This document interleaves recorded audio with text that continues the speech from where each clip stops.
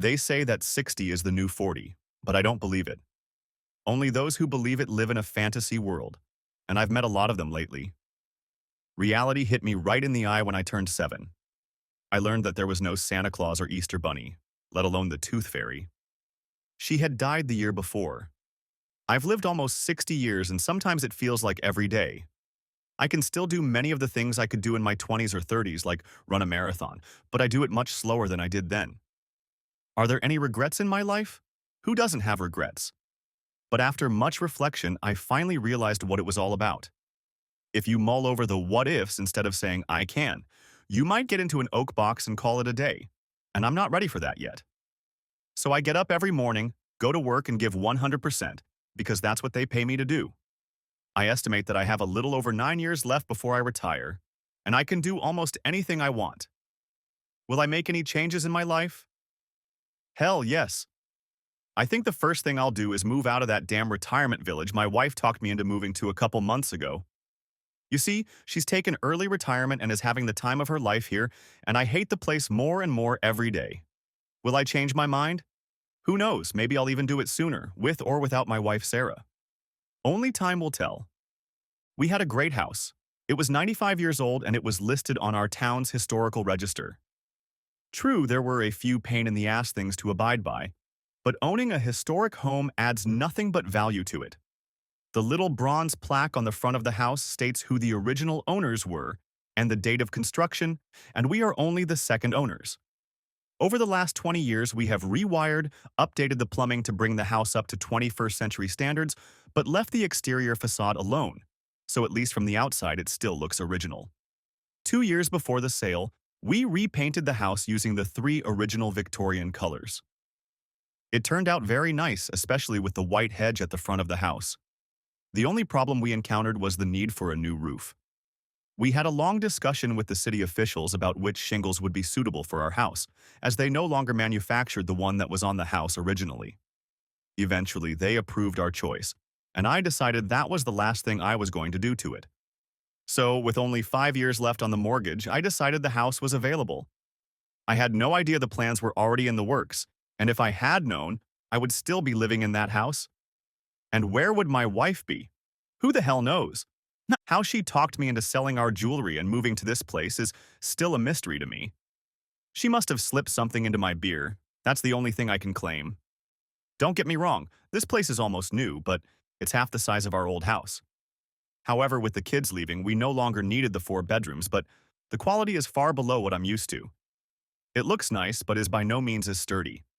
I had plastered walls and ceilings, and now it's at best half-inch drywalls with ugly textured ceilings. It looks like the damn popcorn they used to use in the 70s. The appliances are a step up from what we had, but who needs a gourmet oven and stove? For the 2 of us who cook here a lot, a microwave and stove are enough. A dishwasher is nice, but a refrigerator is something out of Star Wars. I don't need 2 kinds of water or 3 kinds of ice cubes. And how often am I going to leave a message for my wife on the recorder in the door?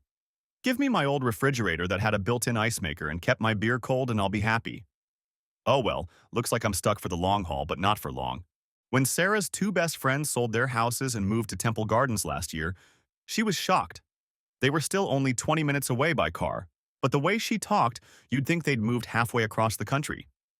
My wife worked for the school system, so when she had enough points, years of service combined with age, she agreed to early retirement. The only condition was that she not continue to spend money like she did at work, because in retirement she was only making a little more than half of what she was getting. It went on like that for the whole 9 months. Then all I heard was that she needed new sports and casual outfits.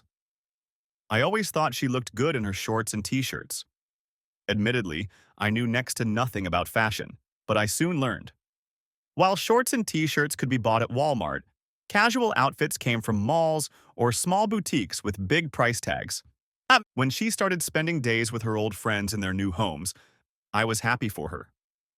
When they got Sarah involved with dancing, playing tennis, golf, and other social activities, I was a little worried.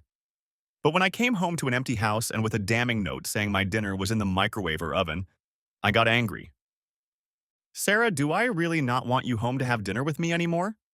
Steve, I knew I was going to be late, so I made sure your dinner was ready before I left for Connie's. Tell me, for goodness sake, what was so important at Connie's that you had to be there before 8:34? I looked at my watch. 8:34? I asked. Our dance group was performing in the town square at 6 p.m., and I just had to be there. You don't want me to let them down, do you? Sarah, I don't care about your dance group, your golf or tennis friends until it starts affecting my life. What you do during the day is up to you, but when I come home after a day of work, I don't like being greeted by a damn note on the microwave. Steve, that's kind of rude. Rude or not, I don't appreciate it.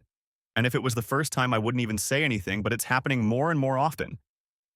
Why don't you just move into Connie's or Judy's spare room, for Christ's sake? I said, trying to contain my anger, but to no avail. Look, I'm sorry, and I promise it won't happen again. Why didn't you eat and join us? The last time I tried to do that, your group moved from place to place twice, and you didn't return your damn calls. I'm not going to look all over the place for my deadbeat wife. Well, I'm already home, so why don't I get us both a glass of wine while you shower upstairs? It was her way of telling me that tonight would be my lucky night. And it was a great night. Life was good, but most of all, it was easy being married to Sarah. After so many years together, we had a tendency to finish each other's sentences, and I felt like I always knew exactly what she was thinking. I found out later that I was very wrong about that. When we started hanging out with her friends from Temple Gardens, I just went along for the ride. Dinners, barbecues, shopping trips, and weekend getaways all made us a more cohesive group. When two other couples joined us and we started attending events at town squares, I was clueless. Heck, car shows, art fairs, and cooking events were all things I enjoyed. I wasn't much of a dancer, so when the music came on and people started dancing, I did my usual 3 slow dances and watched Sarah kick back the heels of one group or the other. Was I ever jealous? Not in my life. I knew that if I didn't let her out, she'd pester me to death, so I went with the flow. Well, at first anyway. Things came to a head when one Saturday night they all wanted to go to a restaurant in one of the town squares. Someone had made a reservation for 10 people, and when we got there, the maitre d' wouldn't let us in. I guess this restaurant was only open to people who actually lived in Temple Gardens. Our group said we were their guests, but he flatly refused to seat us. Come on, Sarah, we're out of here. I wouldn't give them our business even if they got on their knees and begged me. The other couples apologized and I told them it wasn't their fault and not to worry about us. We'd be sure to find something to eat elsewhere. Steve, if we lived there, we wouldn't have to worry about this, she said, sensing I was leaving. If pigs flew, I'd always have ribs, but that's not going to happen either. Our house will never sell in a recession, and if it does, we'll lose our ass. Besides, there are a lot of restrictions out there that I don't know if I can live with. We ate the rest of dinner in silence. For about a month, nothing happened. We were still meeting with the same group, give or take a couple people, and then it happened. Steve, what would you say if I told you we had a buyer for our house? An excited Sarah asked when I walked in the door Friday night. Whose house and what buyer? I was confused. You know, we always get flyers saying this or that house is sold in your neighborhood, and if you're interested, call this realtor or that one.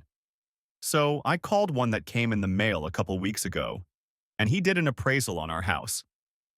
He said that a lot of people are looking for houses like ours, and that we can get top dollar even in this falling market. Sarah, it didn't even occur to you to ask me if I wanted to sell the house?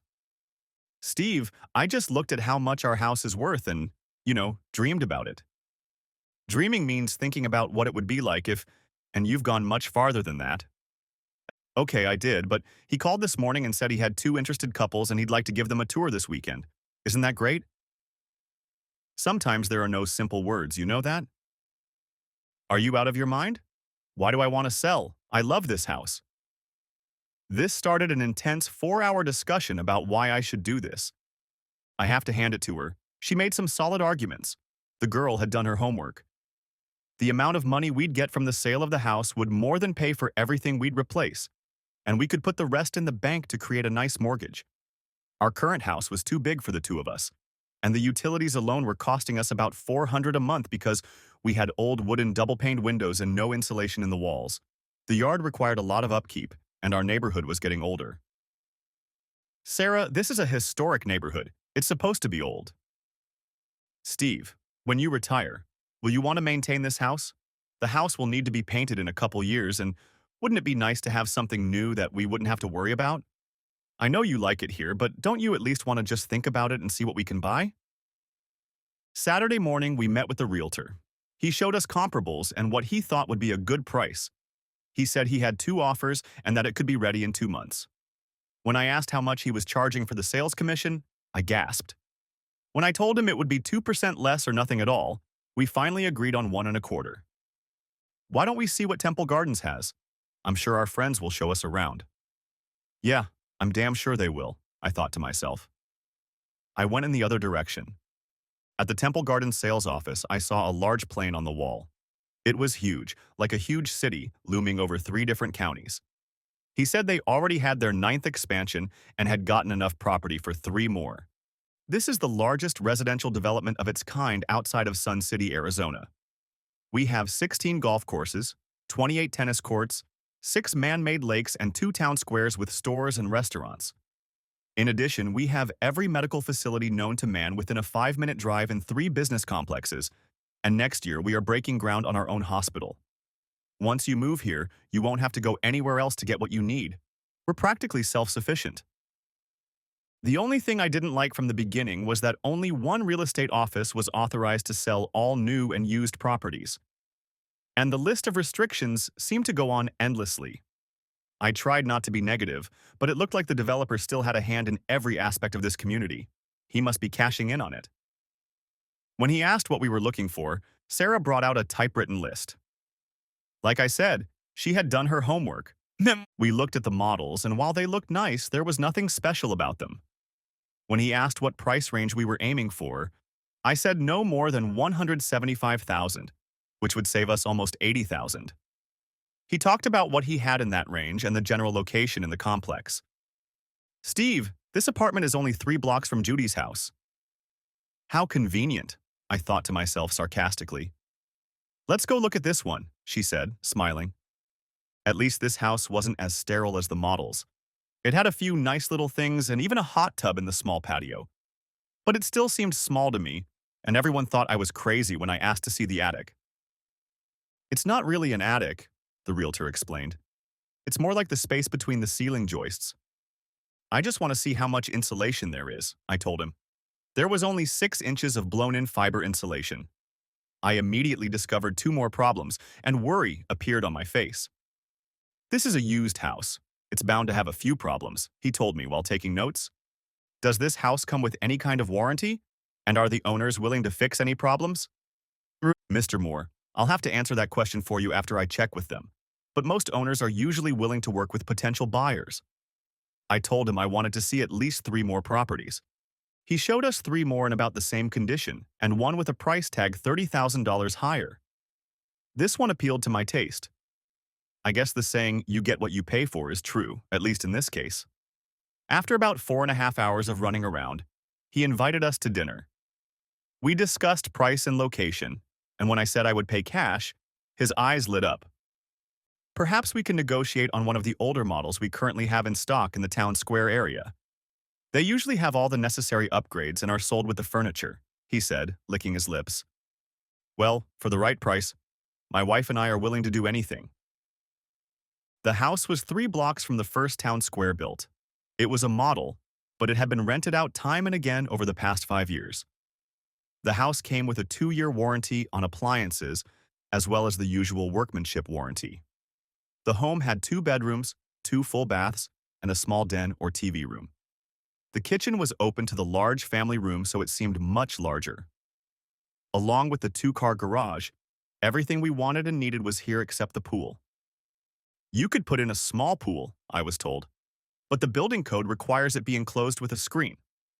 It was the first of many moments that would affect my skin and eventually make me hate living here. But at the time, everything looked pretty good. Over the next week, Sarah, Judy, Connie, and their husbands went out of their way to tell me what a great place it was. The realtor kept asking if I needed any more information, and that he had 2 other couples considering the places he was showing us. I finally made up my mind. If Sarah was going to spend all her time here anyway, I should be in walking distance to find her when I got home from work. 2 months later, our old house was gone, and we moved into the new one. I arranged for them to repaint the kitchen and family room a pale coral color. We ended up having a garage sale to throw out all of our unwanted furniture. Even after signing the contract, I learned that yard sales are not allowed in the new place. Even though the daily commute to work took 20 minutes, it was even better than I could have imagined. Sarah was unabashedly happy, and I spent the first couple months enjoying her fruits almost every night. At one point, I even had to tell her I had a headache. The first major problem came when she wanted a golf cart. Everyone, and I mean everyone, had golf carts. The whole place was lined with golf cart lanes, and in the evening there were 10 times as many of them as there were cars on the road. We had 2 cars, and one of the restrictions was that neither car could be left outside the garage in the driveway. So if we got a golf cart, I would have to do something about one of my cars. Steve, why don't you sell your Mustang? You hardly ever drive it, and we'll use the golf cart 90% of the time. There's no way I'm selling my car. It's a classic, for heaven's sake. It was the first Cobra Mustang they ever built. I'll find a place to store it, but I'm not getting rid of it. Women can be so stupid sometimes. Storage cost me almost $100 a month, but it was worth it. More often than not, after dinner, Sarah wanted to walk to the town square, listen to music, or go shopping. It was fun at first, but over time it turned into an excuse to get dinner over with before bed. Sarah still danced every night. We made new friends daily, but as I said, I danced a couple slow dances and then watched her dance off. The first night I realized that the town square and all the events openly sold alcohol. I guess since people drove golf carts instead of cars, they thought they could drink as much as they wanted, and many did. I don't know how many accidents happened each night, but judging by the way people were gorging themselves on booze, there must have been at least a few. So while Sarah danced, I drank. That's how I met Esther. I was sipping a Miller Lite, watching my wife dance with the band, when an elderly woman in a wheelchair next to me dropped her beer. "Damn, could you pick it up for me?" she asked. "No problem," I said, picking up the beer and wiping the top of the bottle. No. "Don't worry, the alcohol will kill any germs that are on it," she said with a smile, taking a big gulp.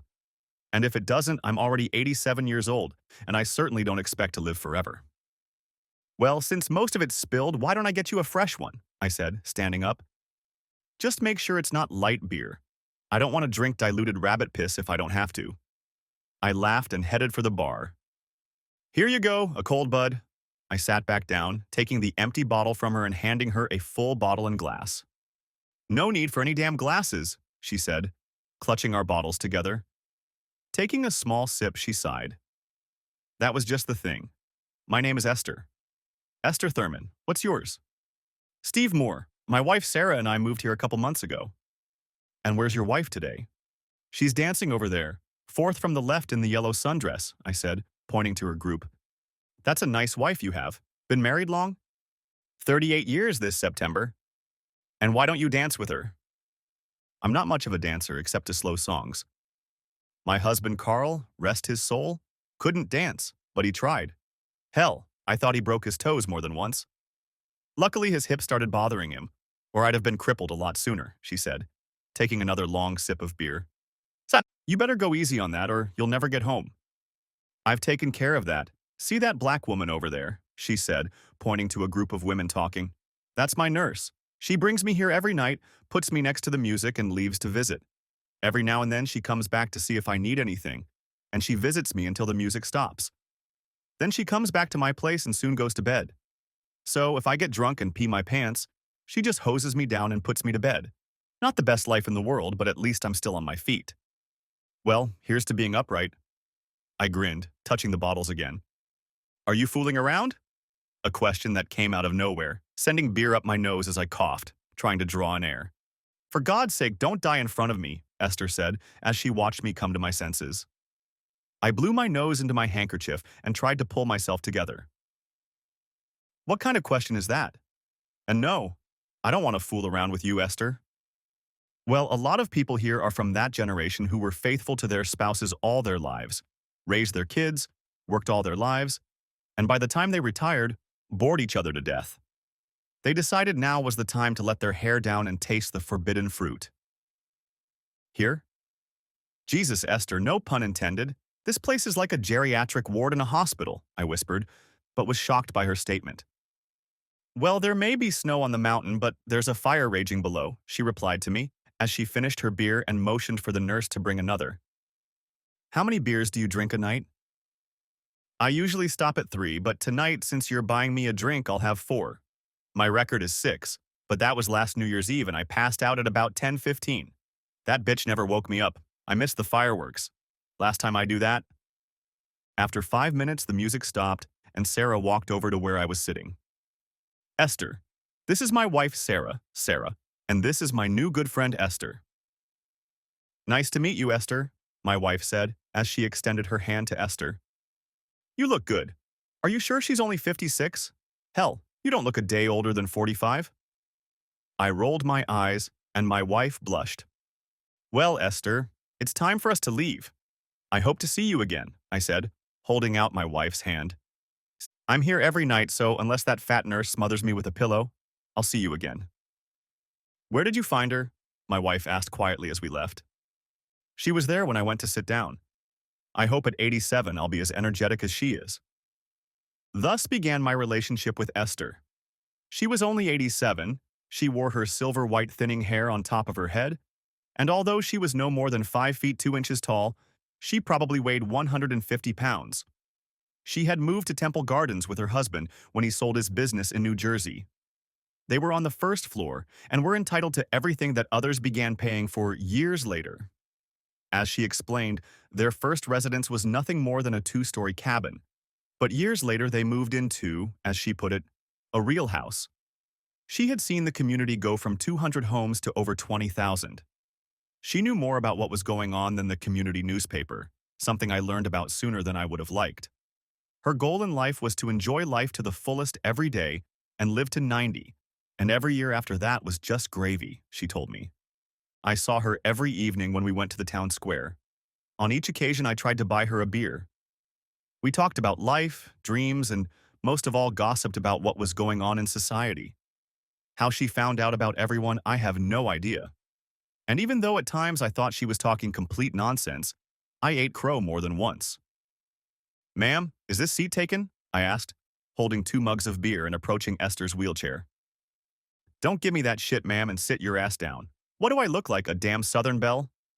I smiled. She smiled back and picked up one of the beers. Is your wife with you tonight? Sure, she's over there with that group over there in Western Wear. I pointed to Sarah and about 9 others. You might want to keep an eye on your wife when she's with someone in that group. I don't mean to say there's anything going on there, just that some of the guys have a reputation among the ladies. Esther, they must be in their 70s or so. I think I could kick their asses all at once, I said, puffing up my chest. Okay, smart ass. Just don't come crying to me if anything happens. Nothing will happen, trust me. I looked at her, and she was ready to burst. Okay, what have you got? Her eyes got really big, and a huge smile appeared on her face. You better go get a refill, because this is a tale of 2 beers. I walked over to the bar and grabbed a Corona for myself and a Bud for her. Okay, what do you know about this band? She looked around and leaned closer. They all do it in this group. I looked at her. You've got to be kidding me, right? Some of these guys look too old to even get turned on, I hummed. Steve, looks can be deceiving. The streets used to wind down at 9 o'clock and everyone went home to bed. Now everyone goes home to bed, but usually with other people's wives. I looked at the group that was now doing some kind of dance. How the hell do you know that? See that tall, skinny guy with the black hair? Well, he wears makeup every 3 weeks. He's a retired banker from somewhere up north and lost his wife shortly after moving here. He has a nice pension, a nice car, and he pampers the ladies with wine and dinner. I stared at him for a moment. It's not a big deal. He still has hair, but he's definitely not Don Juan. Steve, in this community there are 2 or 3 single women for every guy. These widows are willing to cut each other's throats to get this guy. He's good looking, he's got money, and he can still score with meat. What more could a woman ask for? I started to interrupt her to tell her she was wrong, but she stopped me. See that bald guy with the earring? He works out at the gym 4 hours a day. He's probably in the best shape of his life, and half the women here, married or not, would jump him in a heartbeat. And I hear he's hung like a horse. She giggled like a girl and finished her first beer, adding, He's married, but rumor has it his wife swings both ways, if you know what I mean. This was getting to be too much. I'm going to have to interrupt you, girl. The beer is clogging up your brain. Steve, I can name probably half the people here and tell you where they live. I may be old and not see like I used to, but I've got two good ears, and they hear a lot when people think nobody's listening. I just can't imagine this place being Sodom and Gomorrah for old people. At that, she laughed. Steve, we may be old people, but we're not dead yet. Most people have nothing but free time, and they're looking for something new and exciting to fill those hours. It's not like any of them are going to get pregnant.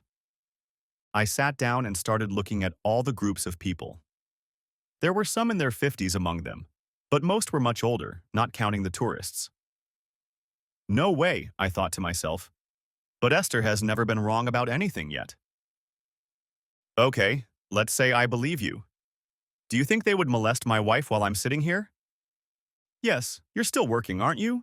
A little tennis match in the morning, a trip to the pool to cool off, and maybe a cold drink or two, and they'd be on her like stink on shit. She's fresh meat. Hell, most of the women here have been in the house so many times before. But every new couple that moves in here is a challenge. What else do the men here have to think about? Did I believe her? Not really, but I decided to keep my eyes open like I used to. If they wanted to move in with my wife, I'd put a stop to it before they even started. Why don't we stay in our own damn house? We still socialized with her friends and 4 other couples we were introduced to. After about 4 months, I noticed that Judy and Connie started acting strange around me. They were Sarah's friends, but they never once looked me in the eye unless it was necessary. Honey, did I do something to make Judy and Connie angry? They seem to avoid me when we're all together. Did you say something to their husbands? We talk mostly about stuff like sports and politics, and I don't even mention our wives. Well, you're probably making all that up. Just don't worry about it, and maybe I'll say something to them. 2 weeks later, we gathered in the town square. I danced a few medleys with Sarah before letting her go with our group. Grabbing 2 beers, I went in search of Esther. How come you're keeping me away? Found some other old broad to take my place? She asked, smiling, and reached for her beer. I sat down in the chair next to her and replied, Esther, you know you're irreplaceable. If I were a few years younger, I'd show you what sweet talk can accomplish. I see you didn't heed my warning, she said, pointing her beer at our group. Esther, this isn't a dance band. These are our old friends from where we used to live. I don't care who they are. They're in the same band. They moved here a year and a half ago and have been switching wives for the last 9 months. I think you're wrong on that point, girl. Wouldn't you like to make a little bet? You know, a little wager on the side if you're so sure. I don't want to take your money. Hell, with the way you drink, you'll need everything you've saved up, I said, laughing. Go ahead and laugh, you stupid shit. All I'm saying is that your friends are from the same band.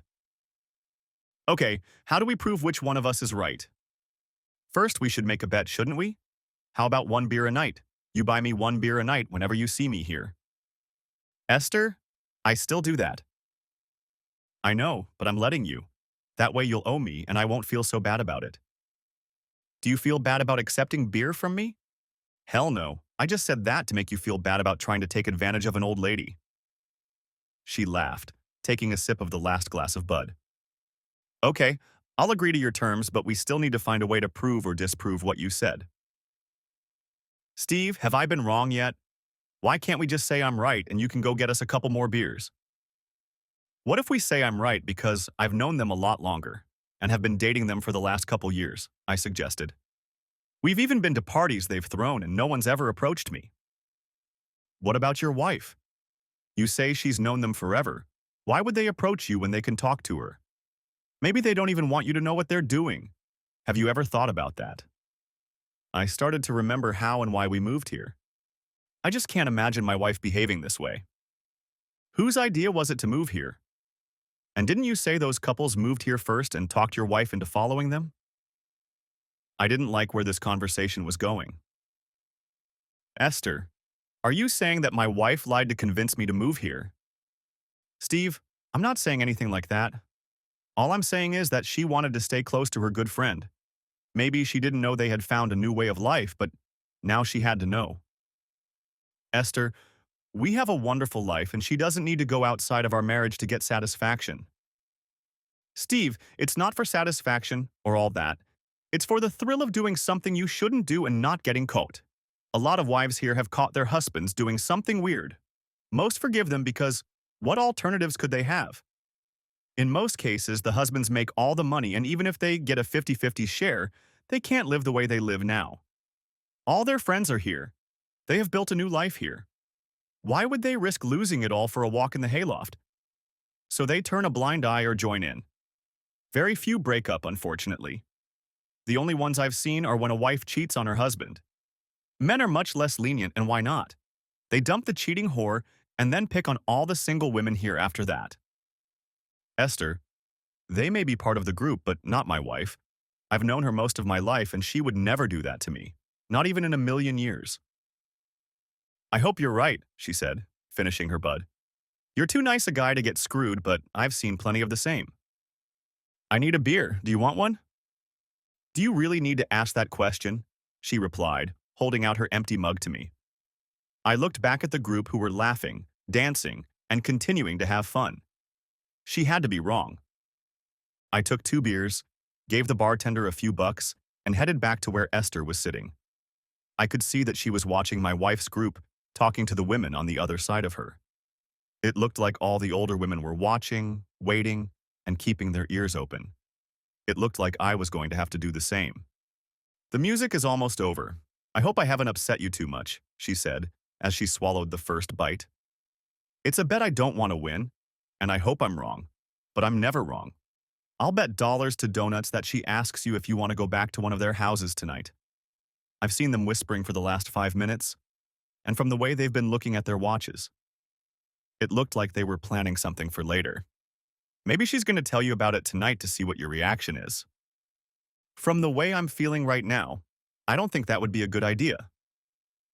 Steve, there's no need to freak out because, like I said, I could be wrong. And for heaven's sake, don't lose your temper, don't do anything stupid, and don't go to jail. I like having you around, and besides, if I'm right, I have plans for you. Honey, are you ready yet? Said Sarah, walking over to where we were sitting. How are you doing today, Esther? Keeping my husband out of trouble? Honey, I think he's keeping me in line, unfortunately. Steve, the band is moving the party to Connie and Mike's house, and they asked if we wanted to go with them. Do you want to go? It might be fun. You want to go? I asked, looking over to Esther. Steve, let's go. It's early, and you won't have to get up for work tomorrow. Sure, honey. If that's what you want to do, then we'll go. Esther, I hope to see you tomorrow, I told her as I was getting ready to leave. Steve, remember what I told you, she yelled back at me as soon as I was out of sight. We walked back to our house to get a golf cart because their house was about a mile away. Sarah was the talkative one, and I sat in silence and just drove. Connie and Mike's house was a step below the one we bought. However, they had enclosed their patio and put in a hot tub. Judy and Bill's house was only 2 blocks away and was almost a mirror image of Connie's house, except they had a small pool. By the time we arrived, there were 5 other couples there. Each had a drink in their hand, and they were just chatting amongst themselves. Maybe Esther was wrong. My wife had gone somewhere else. Mike brought me a beer and started talking about how screwed up some of the new restrictions were and that a group of people were putting together a petition to fight them. I agree that there are things that need to be regulated to keep real estate values up, but I think the developer went overboard with some of them, I said, looking around the party for my wife. Steve, I couldn't agree with you more, he said, lighting a cigarette. It was just an ordinary party until the music started playing and people started dancing. Like I said, I'm not a dancer and was just sitting there sipping a beer when it finally came to me. No one dances with their own wife. I immediately checked the band looking for Sarah. I saw that she was dancing with the husband of one of the other wives.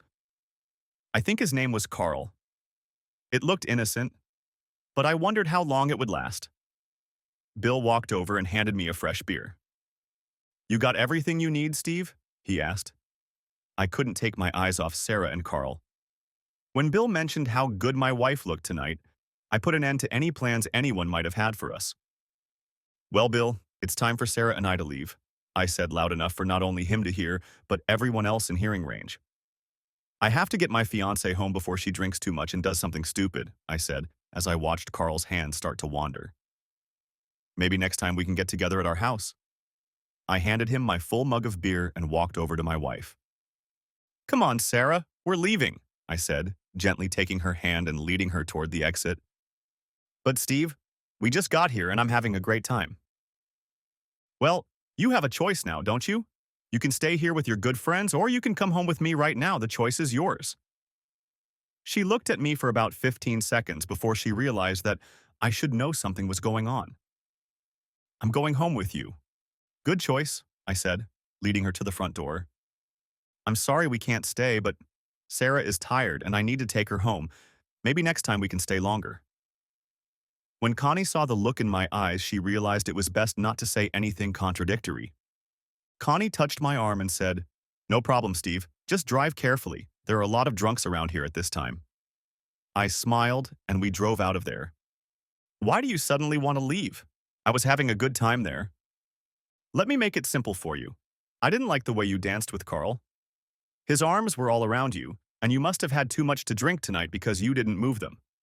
I didn't want to make a scene, punch him in the face, or break his damn arms, so I figured it would be safer if we just left. Steve, he wasn't really doing anything that scary. And, honey, if I did that to his wife, you'd explode, wouldn't you? I watched for her reaction, but it didn't take long for her to react. I guess you're right. Maybe I had a little too much to drink. Well, that being said, it's still pretty early, and when we get home, I might dance with you and get you in the mood to make love tonight. I squeezed her hand. Or maybe we'll park on the far side of the town square and I'll take you in the back of the golf cart. After all, we haven't christened it yet. Eventually, we got home and got on with it, but to no avail at best. It seemed like she was just doing all the action. I think this was the first time Sarah realized that I wasn't going to join her new group of friends. Now it was up to me to find out if she had crossed the line before last night. I really hoped she hadn't, but judging by the way she was acting today, I wouldn't deny her. Sunday morning at breakfast was a little awkward. I told her that I wasn't comfortable with her touching yesterday, and that if this continued, we would have to find new friends. Steve, it was probably just the alcohol. I can imagine the pain Carl got from his wife when they got home. Nice comeback, I thought to myself. And since I'm going shopping with Connie and Judy today, I'll mention it to them too. I didn't know you were going out today? Don't you remember I told you about it last week? They're having a 50% off sale at Kohl's, and all the wives are going there. Well, I was hoping to spend some quiet time with you today. We already did that last night, if you remember correctly. But maybe I'll get something special to spend this evening in the best way possible. I thought about following her, but decided against it. If she catches me, what the hell am I going to say? I needed some kind of plan because there was no way I was going to pay some private eye to follow my wife while I was at work. The internet is a wonderful tool, and you can find just about anything on it if you know where to look. The GPS tracking monitor cost $100. I added 2 phone taps and a base station for $75 and a system with 2 cameras and a voice recorder that cost me another $155. So even though it wasn't a Cadillac system with Blu-ray quality pictures and surround sound, for less than $350 I could be worried about my wife or find out if she was doing something she shouldn't be doing. Shortly before 5 o'clock, my wife returned with packages in hand. I had already prepared dinner, steaks on the grill, potatoes in the oven, and salad in the refrigerator. I told her to set the table. She kept talking about the great deals and said I would see one of her purchases tonight. Dinner was delicious, and she was the one who suggested we go to the town square to finish our dinner. Music was playing, and there were lots of people. I danced 4 songs in a row with her, 2 of them even fast, before I told her we had to go. I grabbed 2 beers and went to find Esther. I thought you were going to set me up tonight, she said, snatching the bud out of my hands. What about Miss? Do you think she's fumbling away from you? Esther, I haven't heard her called that in 20 years, I said with a smile. I guess I'm not up on the new terminology, but cheating by any other name means the same thing. I suppose if she could talk you into it, it wouldn't be technical cheating. Well, I'm still not sure about her, but by next week I'll be sure. By Tuesday, I'll have all the monitoring devices installed, and I'll find out for sure, one way or another. And what will you do if things turn out badly? I haven't gotten that far ahead of myself yet. I'm taking one step at a time. We've been together for over 35 years, and I can't imagine life without her. Well, you can always swing with her. I cast her a disapproving glance. Or, if not Sarah, you could take me with you. Hell, I haven't had fun in a million years, and I could probably show these guys a thing or two if they didn't kill me first. She laughed, and I laughed until I looked up and saw my wife dancing with some guy. I hoped I could hold out until I found out. Nade. Walking back to our house, Sarah was holding onto my hand. It was like we were newlyweds again. When the alarm clock rang, I didn't feel like getting up, and I thought a couple times about calling in sick to work and spending the day in bed with my wife. But damn it, I got up. I'm not 20 anymore, and after the second time, I'd be limping and probably sore, and she'd try to talk me into going shopping with her. For the sake of my pocketbook, I went to work. Sitting at my desk on Monday, I kept thinking about the fact that there was no way my wife could do what Esther was suggesting. Even if she had been acting a little weird lately, that didn't make her part of the group, for heaven's sake, even if all her old friends were doing it. That sour feeling in my gut was getting stronger by the day, but at least it would all be over one way or another, and very soon. At least that's what I hoped. Chapter 2. An Overheard Conversation. On Tuesday, all of my belongings arrived at work. I unpacked them, read the instructions, and told my wife I was going to be a little late and to go to the town square without me. Yes, ma'am. Kids, go ahead and I'll meet you there when I get home from work. Are you sure? I can wait for you if you want. No, go ahead and enjoy yourself, but not too much, I laughed. Okay, just don't take too long. I got home at the usual time, and the first thing I did was attach a GPS to her golf cart. Then I put wiretaps on the phones in the kitchen and bedroom and video cameras in the bedroom and living room. I hid the receivers in the garage behind a box on the workbench and hooked them up to our home computer in the living room. The cameras worked fine, and I called the home phone from my cell phone to check the phones. So far, I was pleased with the results. In half an hour, I had bugged my own home and set in motion what I hoped would not be the end of my marriage. I had remote access from my laptop and could connect to anything as long as my home computer was on. I waited another 10 minutes, changed my clothes, and headed to the town square. It was packed, as it was every night. From about 5 o'clock until about 9 o'clock, the square was packed with everyone in town. The only time it was quiet here was when it was raining, and Florida doesn't get rain in the evenings. I saw Sarah and a group dancing in the plaza and noticed Esther talking to two older ladies to the left of the DJ. I grabbed 2 beers and headed over to where Esther was sitting. I saw Ms. come up alone. Thought maybe something had happened to you. I was busy bugging my damn house, I told her with anger in my voice. Steve, sometimes it's better to be blind and stupid if you know what I mean, she said with a concerned look on her face. You're my friend, and I don't want to lose you. She squeezed my hand and looked sad for the first time since I'd known her. I'd rather know one way or the other, because not knowing drives me crazy. Suddenly, I just don't want you to lose your way and do something stupid. I have plans for you, and they don't include bailing you out of jail or anything worse. Hell, maybe we're both wrong and she's still the girl you married once upon a time. She looked at me, and we both realized deep down that she wasn't. Sarah approached me more than once to dance with her, and like a good husband, I did it with a smile, even if I made a fool of myself in the public square in front of God and everyone. Finally, around 8:30 we got back to our house. We didn't make love, as I had too much on my mind and probably wouldn't have been able to commit to it anyway. She asked if everything was okay, and I just kissed her gently and told her I loved her. I fell asleep, or at least tried to fall asleep. There was nothing out of the ordinary on either Wednesday or Thursday. She must have talked to a dozen people, making plans for one event or another. She was a very busy woman.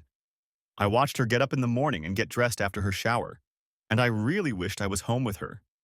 She had coffee with a few of her friends, and then left and was gone most of the day. Friday at lunch, I decided to check out what she was up to. I watched her sleep and wished I was lying next to her. She then went to the bathroom to take a shower. While she was in the shower, I heard the phone ring. It was Judy. She had left a message for me to call her. Watching her get dressed, I noted again that she still looked great after all these years. Shorts, tank top, and sandals are the uniform of the day, seemingly every day. The camera in the living room was pointed toward the kitchen, and I realized she was having coffee and a bagel when she started tapping her messages. Among them were 2 from groups she was a member of and a short one from Judy that simply asked her to call her. I paused the video and went to get a cup of coffee in the dining room. As I went to get my coffee, I thought about how our life had changed since the move.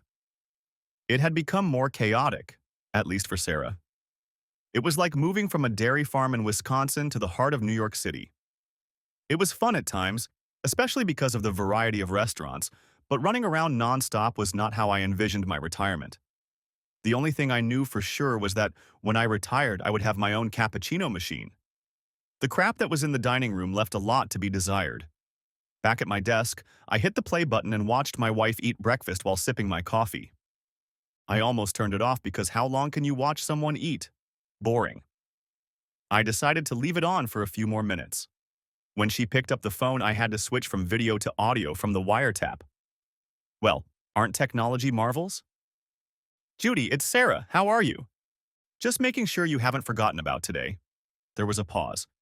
I'm not sure I'm going today, my wife told her. I told you Steve would never go for it. He's just not that kind of person and doesn't swing for it, so to speak. Judy laughed. Well, you still seem to be enjoying yourself, or so it seems every time we get together. And Carl has been all about you since last Thursday. Last Thursday was pretty crazy, wasn't it? I've never been with two guys before, and it was fun. Weird, but still fun. My heart began to sink into the abyss, listening to the two of them talking. Well, it's only going to be the six of us today. Connie and her husband have a doctor's appointment. Maybe we can get together at your place. I told you from day one that it wasn't going to happen here, and I haven't changed my mind, especially after the last party Steve was at. I love my husband to death, and I would never do that in our house. And well, then we'll meet again at my place. If you can come a little early, I could use some help getting ready. Judy sounded excited now. I cut the connection. For the next 2 hours, I did practically nothing but try to breathe. I hit the Do Not Disturb button on my work phone and turned off my cell phone. I should have gotten angry, screamed at the top of my lungs and rushed home to confront my wife. But in a way, I wasn't surprised. I acted as if someone close to me had died. Shock, sadness, and regret were all I felt. That damn Esther was right again. She had to have a crystal ball or be a damn witch to know what she knew about other people's business. And then I told my boss that I wasn't feeling well and needed to leave. He looked concerned because I probably had no color left on my face. It seemed like all the blood had drained out of my body and I could barely move. That must have been how I felt on life support. Looking at my watch, I didn't even want to think about what or who my wife was doing at that moment. I got in the car and just drove. Even on autopilot, I ended up in the neighborhood where we now lived. If I wasn't so upset, I probably would have driven to Judy's house and kicked everyone's ass, but what good would that have done me? A night in jail wouldn't give me the answers I really needed. I pulled into my driveway, got out of the car and stood in front of the house. I just couldn't get in. I found myself in the town square, sitting in a chair and sucking on some kind of drink. It was just over 4 when I got here, and it had to be at least 6:30 now. I must have been on my 4th mug of beer when I saw a wheelchair stop next to me. I'm sorry. Don't be. You have nothing to apologize for. Besides, as of tonight, I officially owe you a beer, I reminded her, and walked, or should I say slouched over to the open bar. A fresh bud for my lady, I said, with a deep bow. When I returned, Esther looked at me and asked, "How much have you had to drink already?" "Not that much," I quickly replied. "Well, getting drunk isn't going to restore her virginity." "I know, but after all these years, you'd think I'd seen and heard it all." "Steve, she just got caught up in the excitement and was in the wrong company of people. Not everyone here changes wives and copulates with every man they meet. Look at me, I haven't been hit on in years." At least that brought a smile to my face. "She doesn't know you know yet, does she?" "No, but if you leave my car in the middle of the driveway unlocked, she'll think something's wrong." "So what are you going to do?" "I don't know yet. It hasn't gotten to me yet. My biggest question is why. I've already guessed for how long." "I know I keep saying this, but don't do anything stupid. I know you're not drunk yet, and I think you should leave it at that, at least for tonight. Hell, if you don't want to go home tonight, you can stay at my place. It's just Fat Lucy and me, and I have an extra bedroom, so you won't have to double up with me. Although Lucy might like it." Esther had a way of making me smile, and I liked that about her. I don't know what I'm going to do yet. The only thing I know for sure is that my life with her is over. "Yep. You know she'll be looking for you here, don't you?" "Esther, I'm not hiding, especially from her. However, if she's smart, she'll keep her mouth shut." After drinking 5 beers, I considered having a sixth, but decided against it, at least for now. Well, my offer still stands if you need a place to stay. She handed me her address and phone number. My daughter is coming to visit for a couple weeks, but there's plenty of room for everyone.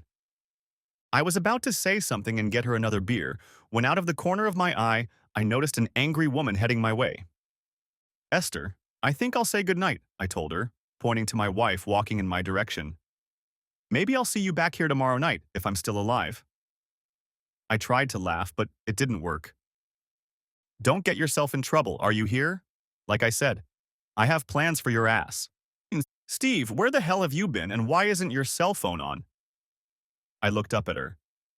My wife, I think it's time we had a heart-to-heart talk, I said, and got up and walked to my house, leaving her there. She started talking at a mile a minute, trying to catch up with me. I turned to her. Will you just shut up until we get home, for God's sake? The look she gave me could have made the salt water freeze. We walked the rest of the way in silence. I had to move your car so I could park in the driveway, she said as she opened the front door. She walked to the kitchen, opened the refrigerator, poured herself a glass of wine and sat down at the table. Mister, you're going to have a lot of explaining to do. I thought about grabbing another beer, but actually drank more than I should have to start this conversation with my wife. It was time to get started. Looking at her, I tried to find a way to control my voice or I would just snap. I already know who it's happening to and how long it's been going on, I just need a good reason why. And don't give me any crap about you not being satisfied at home. At those words, she realized the deed was done. A few sips of wine and the seconds flowed by while I waited for an answer. You know, you would have liked it. Not that I love you any less, but once you got involved, you would have loved it. That's not what I asked. All I want to know is why. You were one of only 2 men I ever went to bed with. And don't think for a minute that you didn't do it for me because you always did. But I got curious. You know what they say about curiosity and the cat, don't you? Steve, I'm just sorry you had to find out. I knew you were too smart to hide it forever and you'd find out eventually, but everyone said you'd come to your senses sooner or later. I knew they were wrong. So why did you keep doing it? You could have enjoyed yourself, had fun, stopped, and I never would have known. Steve, I'm about to turn 60. I've been a wife and mother since I was 20. I didn't sow wild oats. I've been a good girl, a better wife and mother. Hell, I've been hit on by most of your so-called good friends at most parties. And while the other wives were having fun, I stayed true to you, as I know you stayed true to me. I guess I got tired of being a good girl.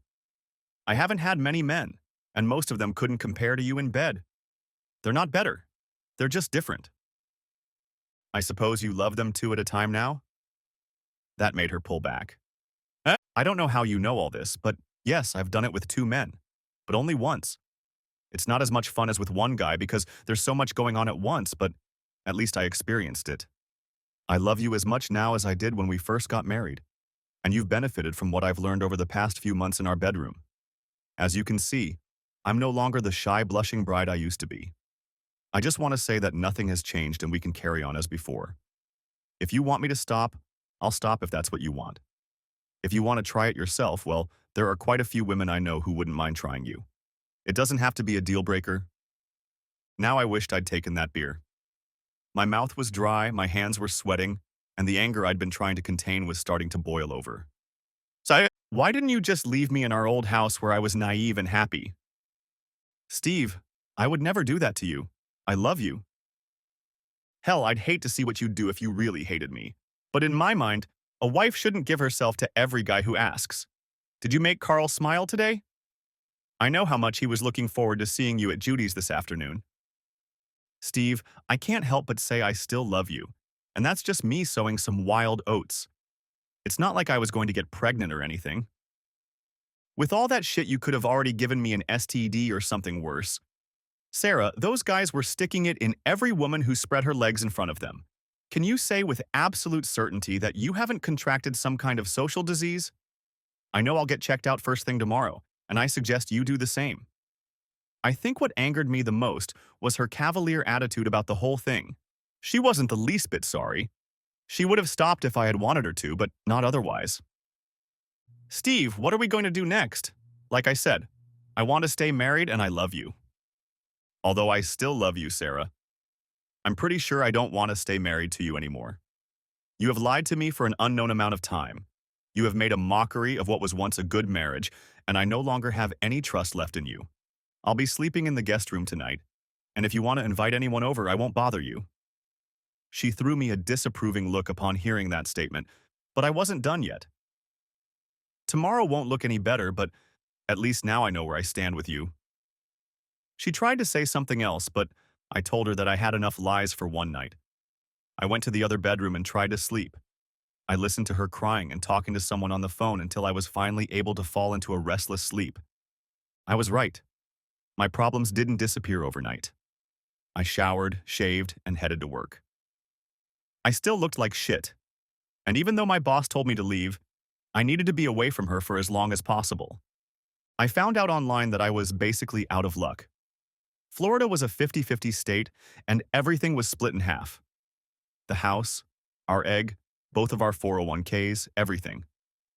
I wanted to cry. I definitely didn't want the house, but if she bought me out, she'd take most of our savings. Since I made more money than her, I would have to pay her alimony, and since my 401k was so much larger than hers, she would get 50% of mine. No matter how I looked at it, I was totally screwed.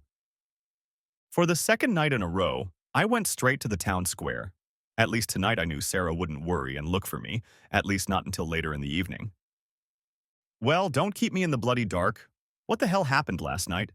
And don't leave out any of the savory details. I held out Esther's bud and told her how it all went down, blow by blow. I checked it out online, and I'm about to get destroyed in the divorce on top of that. I looked up as a tall woman walked over and handed Esther a beer. It wasn't Lucy this time. Steve, this is my daughter Catherine. She lives up north and will be spending the next 2 weeks with me. She doesn't drink beer and likes to dance, but don't hold it against her. So, you're the infamous Steve Moore I've heard so much about. From what my mom told me, I expected you to be an 8-foot-tall Robert Redford who can walk on water. I looked at Esther. To tell you the truth, I just told her you weren't an asshole like most guys. We all laughed. I take it you're going to be staying with us for a couple weeks? I looked at Esther again. Is there anything you haven't told her about me yet? Let me think about it. No. What can I do if you're the only guy who cheers me up and cares about me? Has she always been like this? I asked her daughter. She laughed. It's still nothing compared to how she used to be. At least she doesn't smoke pot anymore. I handed Catherine my chair and went to find another. See, dearie, I told you he was cute and a real catch. Mom, when are you going to stop playing matchmaker? When you get a decent man, or I retire, whichever comes first. Well, ladies, and I use that term in your case, looking at Esther, what's on your agenda for this evening? Esther immediately replied, I plan to listen to music and get drunk. I thought it would be a nice gesture if you would show my daughter around the neighborhood. She hasn't been here in years. Also, maybe you could talk her into eating something. The girl is skin and bones and she could use some meat. Catherine and I looked at each other. Looks like I got my orders. Steve, you don't have to, Catherine started to say until I stopped her. I'd love to. I haven't eaten anything today anyway. I showed her the stores near the plaza and gave her a tour of the nickel. The music playing in the background was a nice touch. Sorry to hear about your wife. Did she cheat on you for long? I looked at her. Did your mom leave out any details of my life? Not really. She even pointed out a few guys your wife had fun with. I wasn't sure how I felt at that moment, so I just shook my head. Name your poison. This place has every dish known to man. We settled on Italian. We got to talking, or should I say I got to talking. I told her about details her mom hadn't mentioned. I told her I was still working and would probably be working for a while longer. Has your mom always been this wild? Steve, she's relatively calm now. I thought she and my dad would divorce a million times before he died. The best way I can describe my mom is this. She was a free spirit. She smoked, she drank, she partied, but she was loyal to my father all her life. Looking at her, you'd think she was a drifter, but that's what she wanted people to think. Those who kept in touch with her became her close friends. On the other hand, Those who looked down on her, she tried to shame. She likes you, my friend. Sam. With a mother like that, you must have been a wild child. Are you joking? She was the strictest mother in the world. I had the earliest curfew of any of my friends, and she had to date and flirt with every guy I went out with. If any of them even just cast a glance at her, he was done. You see, my mom was beautiful by any standard. My mom's handprint was on the faces of my dad's friends more than once. Like I said, she acted loose, but she never was. When my dad sold his business and moved here, I was more than concerned. But after my mom took over, I knew everything was going to be okay. Steve, my mom was and still is a strong woman with her own opinions. If she likes you, then she likes you. And if she doesn't, God help you. The food was delicious, the conversation enjoyable, and the time flew by. 2 hours later, we came back looking for her mom. She was still where we left her, with a beer in her hand. So, did you have a nice chat about me? I suppose now you're trying to figure out how to put me in a nursing home for my own good, right? Are you kidding? We've been looking for the right guy so you can finally get laid and stop being such a sorry ass to everyone, I teased her, grinning widely. See, I told you he's a head above the rest, always looking out for others and not himself.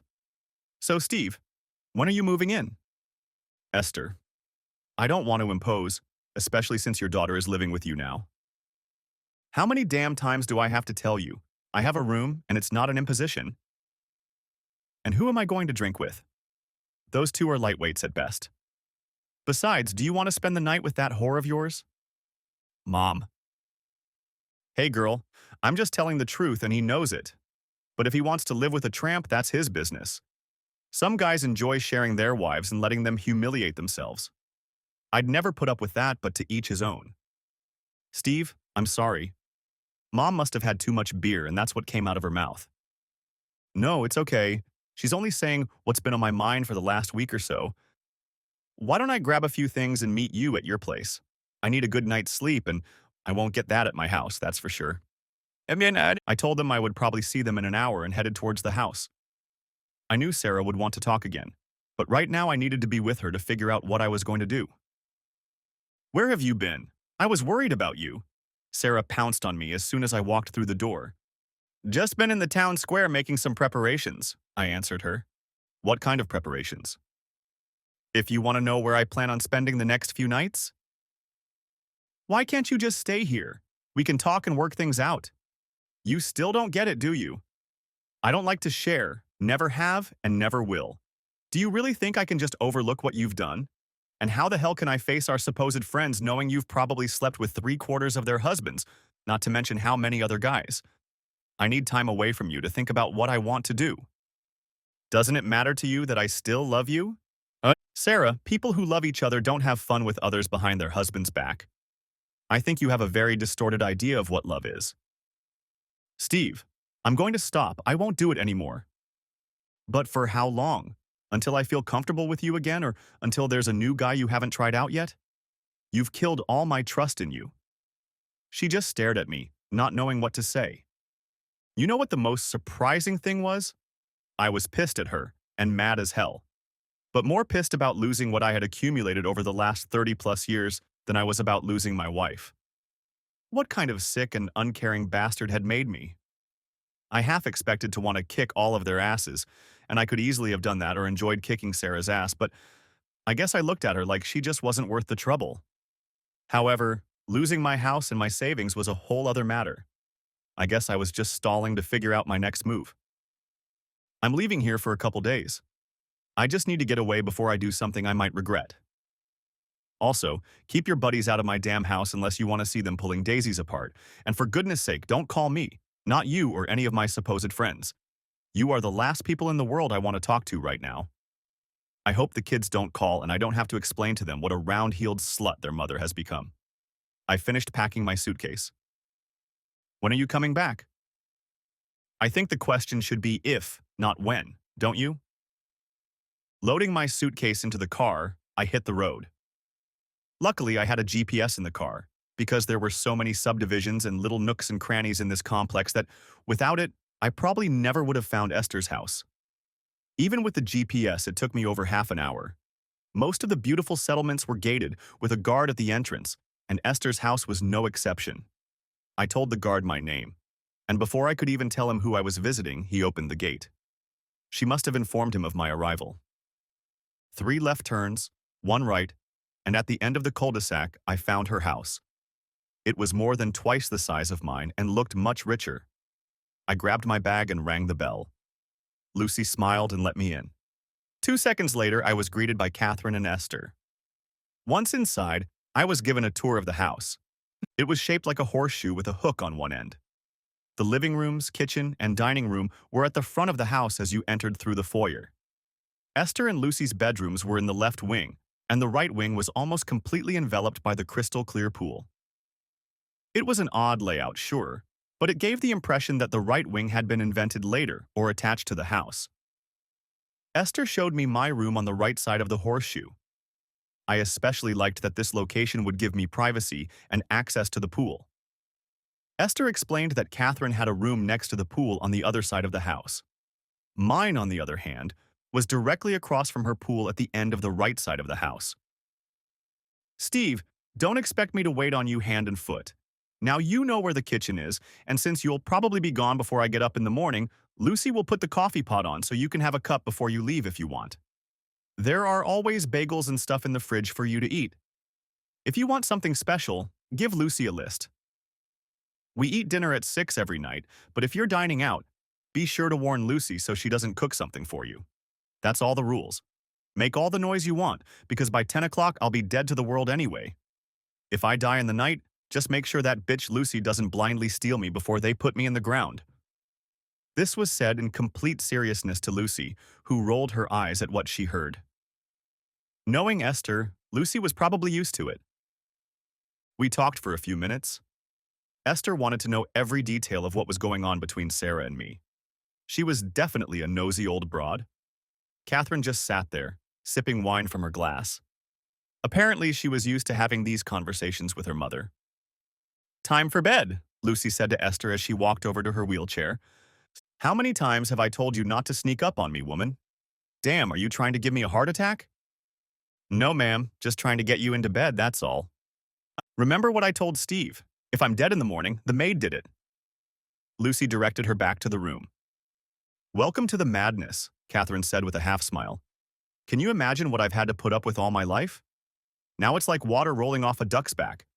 90% of what she says or does is for effect or to cheer up people who don't know her as well as Lucy or me.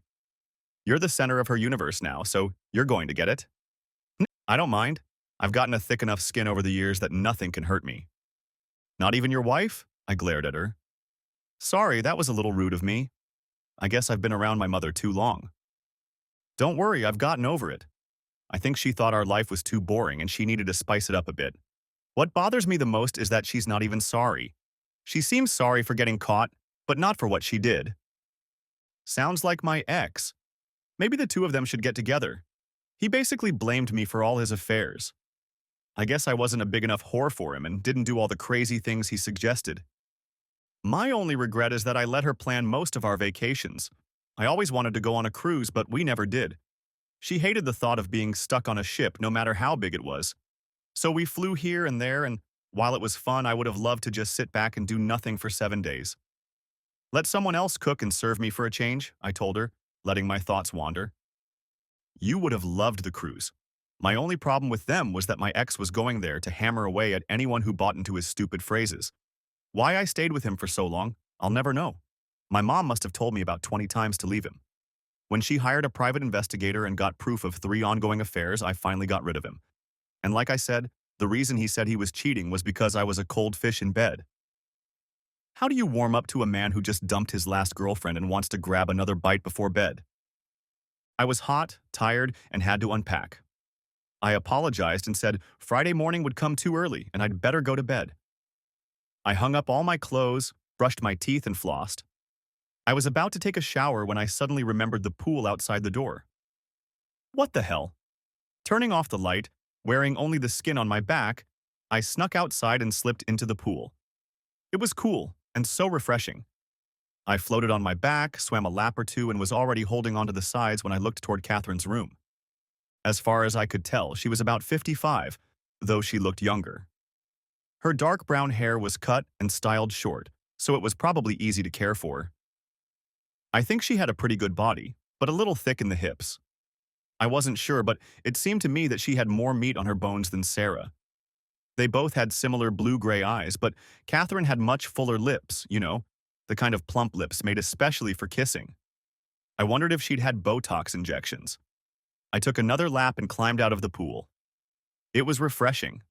Afterward, I was going to get a good night's sleep, which I did.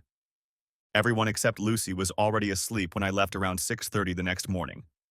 There was a note on the counter with a key to the house and a latch key to the gate. I picked up the note and read, "I suppose you'll need them." I waved to the guard on my way out and spent the next 8.5 hours doing as little as possible to get through the day. I thought about taking Sarah off the medical registry and removing her from the list of beneficiaries of my 401k and company life insurance policy. Maybe next week, I thought, as I headed to my new abode. Even though I told her not to, Sarah still left me a voicemail letting me know she missed me and still loved me. I deleted it.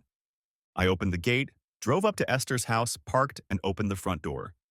As I stepped inside, I could smell the delicious odor of food cooking. Unlike those nights when there was a note on the microwave telling me where my dinner was, this was going to be a real home-cooked meal. Baked chicken breast, baked potatoes, whole green beans, and a green salad rounded out dinner. The dessert of the evening was cold, whip-cold watermelon, and strong, rich coffee. Around 6:30, Esther announced that we were all going to the town square. "You two take the other golf cart," Esther told Catherine and me. Lucy carried Esther and her wheelchair into the garage and loaded them both into another cart. It struck me that Lucy did this alone almost every night. After 5 minutes of Esther's whining and scolding, the two of them set off, and Catherine and I followed. "Are you dancing, Steve?" she asked me on the way. "Yes, but not very well. I like having a beautiful woman in my arms, and I can do a few slow dances, but I'm not up to country music."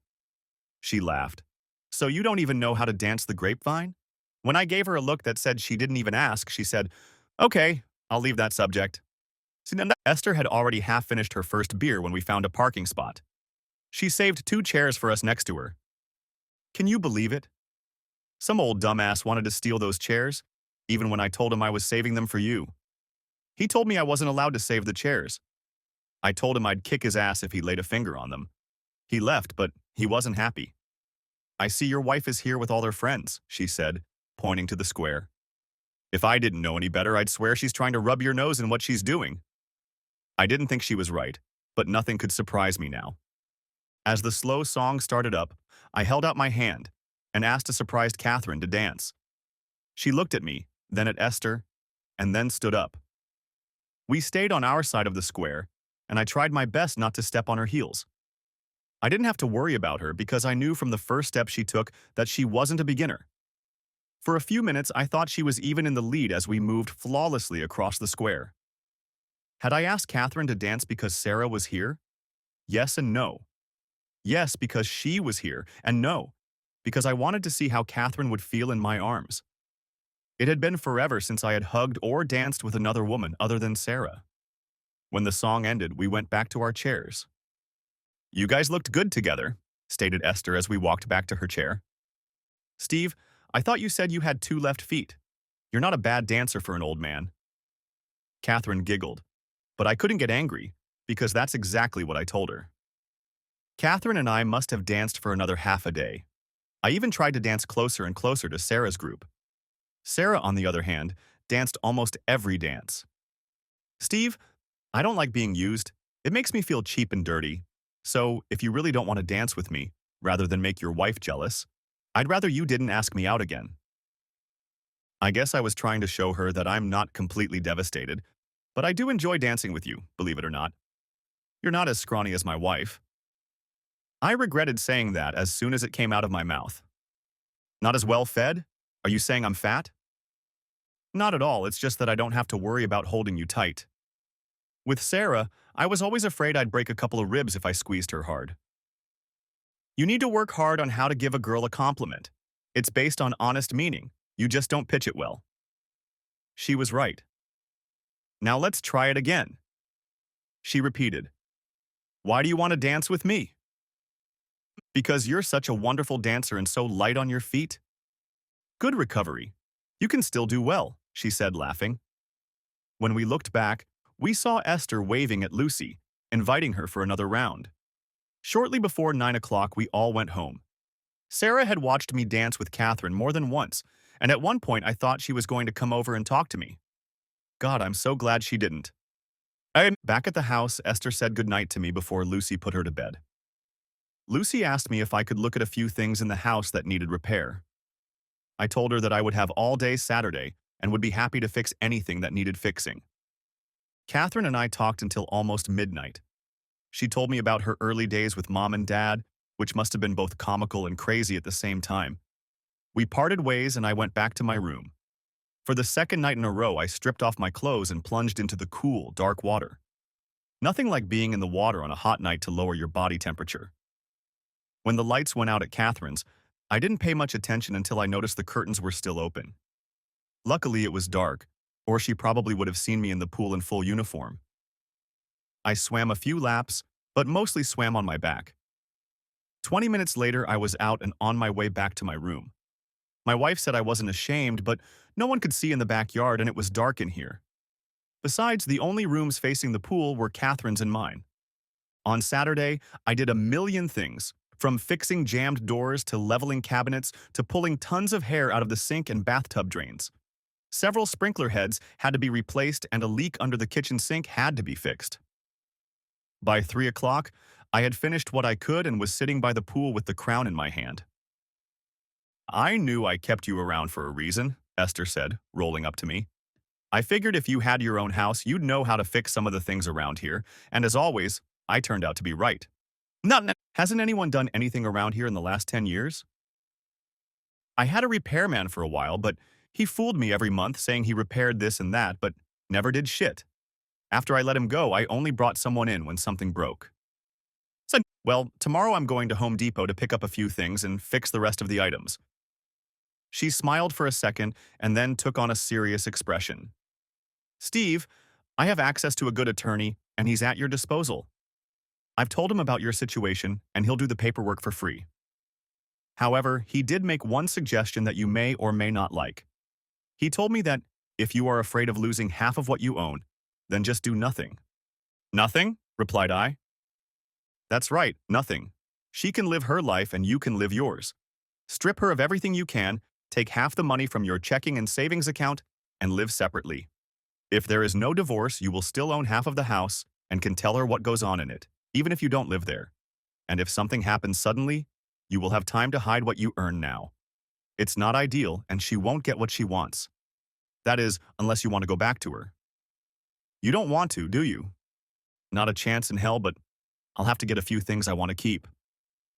Steve, it's still your house. The lawyer told me you can come and go as you please. I liked that idea. You could stay here and instead of rent, you'd just have to maintain the place. What do you say? You know Sarah's going to start pressuring me to come home or at least make a decision about us. I can't stall with her forever. People live apart for years before getting divorced.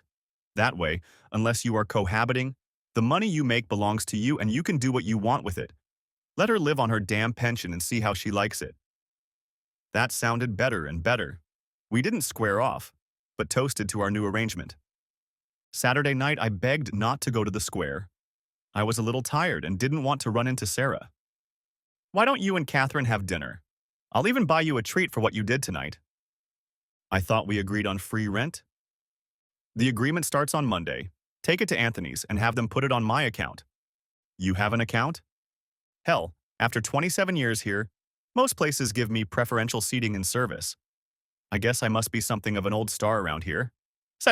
I'll pay for dinner and I have another restaurant in mind. Suit yourself, moneybags, Esther muttered as she walked away. El Ranchero was small and quiet, with the best Tex-Mex food in all of Florida. With a cold bottle of sangria and good company, I forgot all my troubles for the night. We didn't talk about my past or hers, just what was going on at the moment. You're a really nice guy, you know that? When Mom first started telling me about you, I thought you were just trying to take advantage of her. Steve, she can be feisty, but sometimes she's too trusting. I can't imagine anyone taking advantage of her, especially with Lucy around. Believe it or not, after my father died, two guys tried to gain her favor and marry her. One took the hint, and the other had to be gently persuaded to leave my mom alone. Let's just say he's living somewhere up north right now because of possible health issues. She laughed and I got a little worried.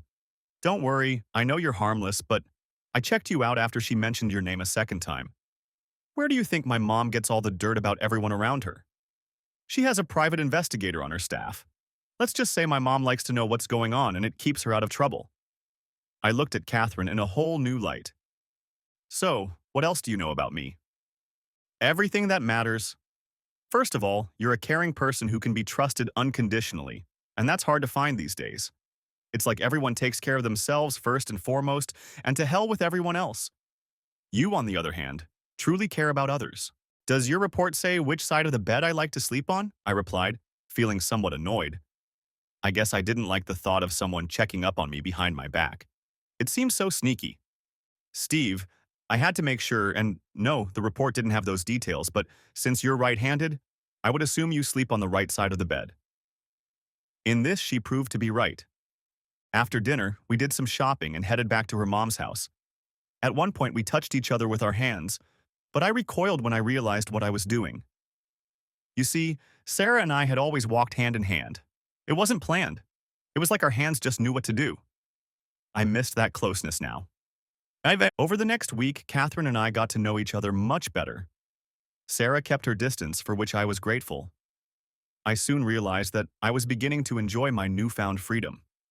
Esther's lawyer drew up the divorce papers and was just keeping them on file so that, when I was ready, everything would be ready.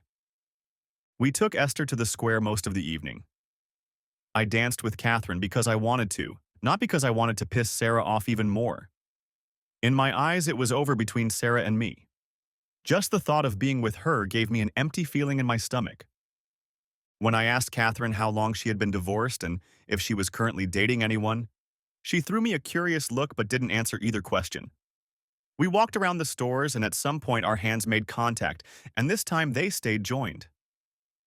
On the way back, we were both pretty quiet. Lucy was watching TV, which meant that Esther no longer counted. We looked at each other and we both wanted to say or do something, but neither of us knew exactly how. Legally, I was still married, but all the feelings I had for Sarah were gone after that phone conversation I had overheard. When I thought of her now, all I could see was her having intercourse on the bed with some white-haired guy. I was sad that everything we had was gone now. The TV was on, and I couldn't sleep. When I looked out the window, I saw Catherine's light was out. I think if it had been on, I probably would have gone over to talk to her some more. I guess I must have felt lonely. After 36 years, I was alone and didn't know what to do. Turning off the lights, I slipped out into the pool. It was still warm outside and the humidity must have been over 90%. I just walked back and forth in the water, cooling my body. "Is the water still warm?" she asked, looking down at me. My brain was processing as fast as it could. That's great. I'd already forgotten what it was like to swim on a hot night like tonight. Well, later, we got down to it. After a few dozen minutes of fun, I tried to get ahead of Catherine and headed for the kitchen, figuring it wouldn't be too cool if we went in there at the same time. "Did you sleep better last night?" asked Esther. "Much better, thank you," I replied, walking over to the counter to grab a cup of coffee and a cheesy Danish pie. Lucy smiled at me and asked if she could make me breakfast. "That will suffice, but thank you for asking." Catherine came in about 20 minutes later. She said hello to everyone and stopped when her eyes met mine. With a cup of coffee in her hand, she walked over and kissed Mom on the top of her head. "So, Mom, what new and exciting things have you planned for me today?" she said with a look of utter satisfaction on her face. That evening, we had a barbecue. I grilled steaks, shrimp, mushrooms, and onions. It took me almost an hour to scrub and degrease the damn thing to the point where it would work properly. Afterward, I was told it hadn't been used in over 5 years. I jokingly asked what else hadn't been used in over 5 years that I could take care of. After Esther said she would meet me in my room later, we moved on to the next topic. I spent almost 6 hours between Home Depot and the house changing air conditioner filters, pouring Freon into her car's air conditioner, and recalibrating the sprinkler timer.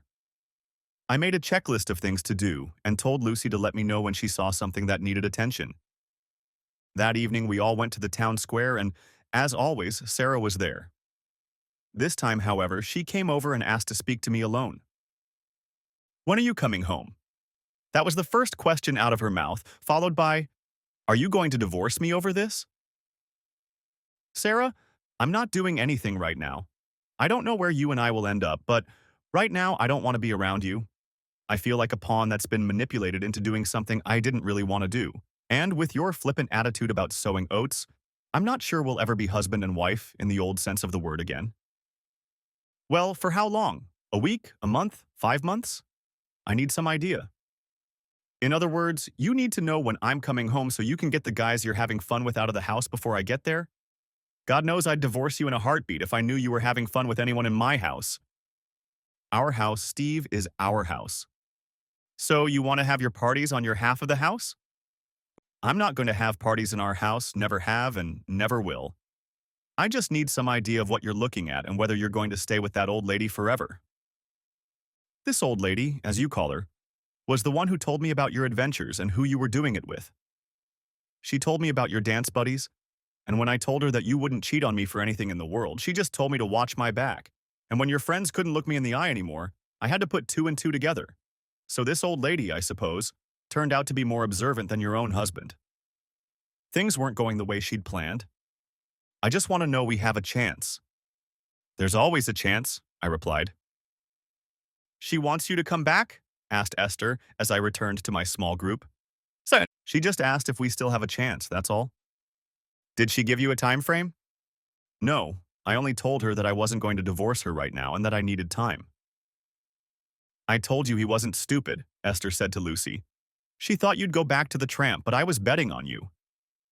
Catherine's eyes and mine began the visual foreplay. "Catherine, do you want to dance?" I asked, holding out my hand to her. "Let's show my wife what a good dancer I've become." Of course, I was still a shitty dancer except for the slow songs, but I tried anyway. I saw Lucy and Esther laughing when I stepped on Catherine's foot. She was happy when I decided to end the evening.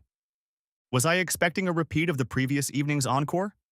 I didn't expect one. Rather, I hoped for one. Looking at the clock, I waited for Lucy to tuck Catherine's mom in and was about to turn off the light when I heard a knock on the door. I turned off the light and opened the door. Catherine burst into the room.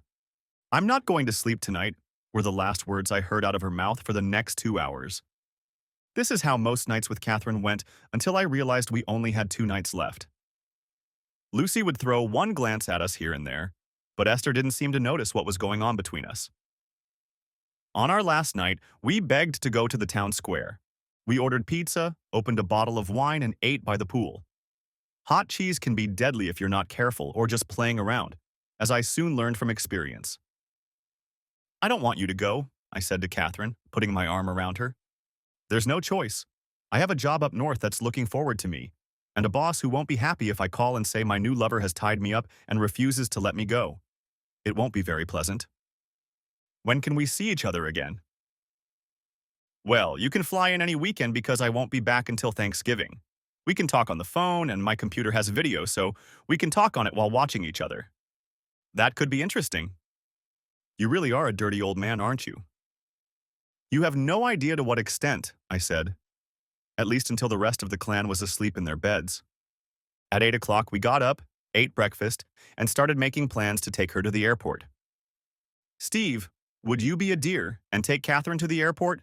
Cabs cost a fortune and they are so unreliable," Esther asked while Lucy made us breakfast. "No problem. I don't have anything for today and I'll be happy to drive you." "Good. I'm glad that's settled. You know your wife was looking for you last night?" "I told her you had a damn date. That shut the bitch up when she started whining at me." "Esther, we shouldn't make waves." "Steve, I couldn't help myself. I've been watching her flirt with one guy and another all night, and I needed to knock her down a peg.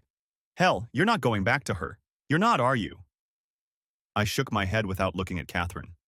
"That's what I thought. Let that bitch know you're already retired and have a new life."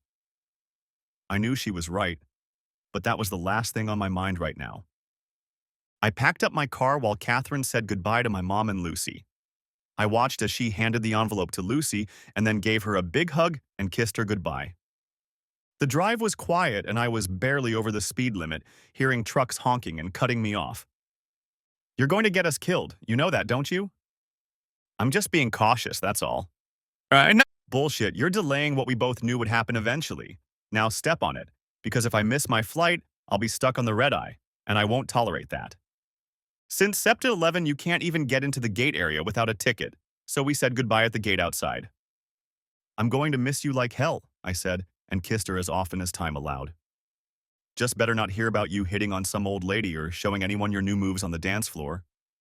Mom and Lucy will keep me in the loop about you. I grabbed her again, pulled her to me, and kissed her one last time, knowing it had to last a while.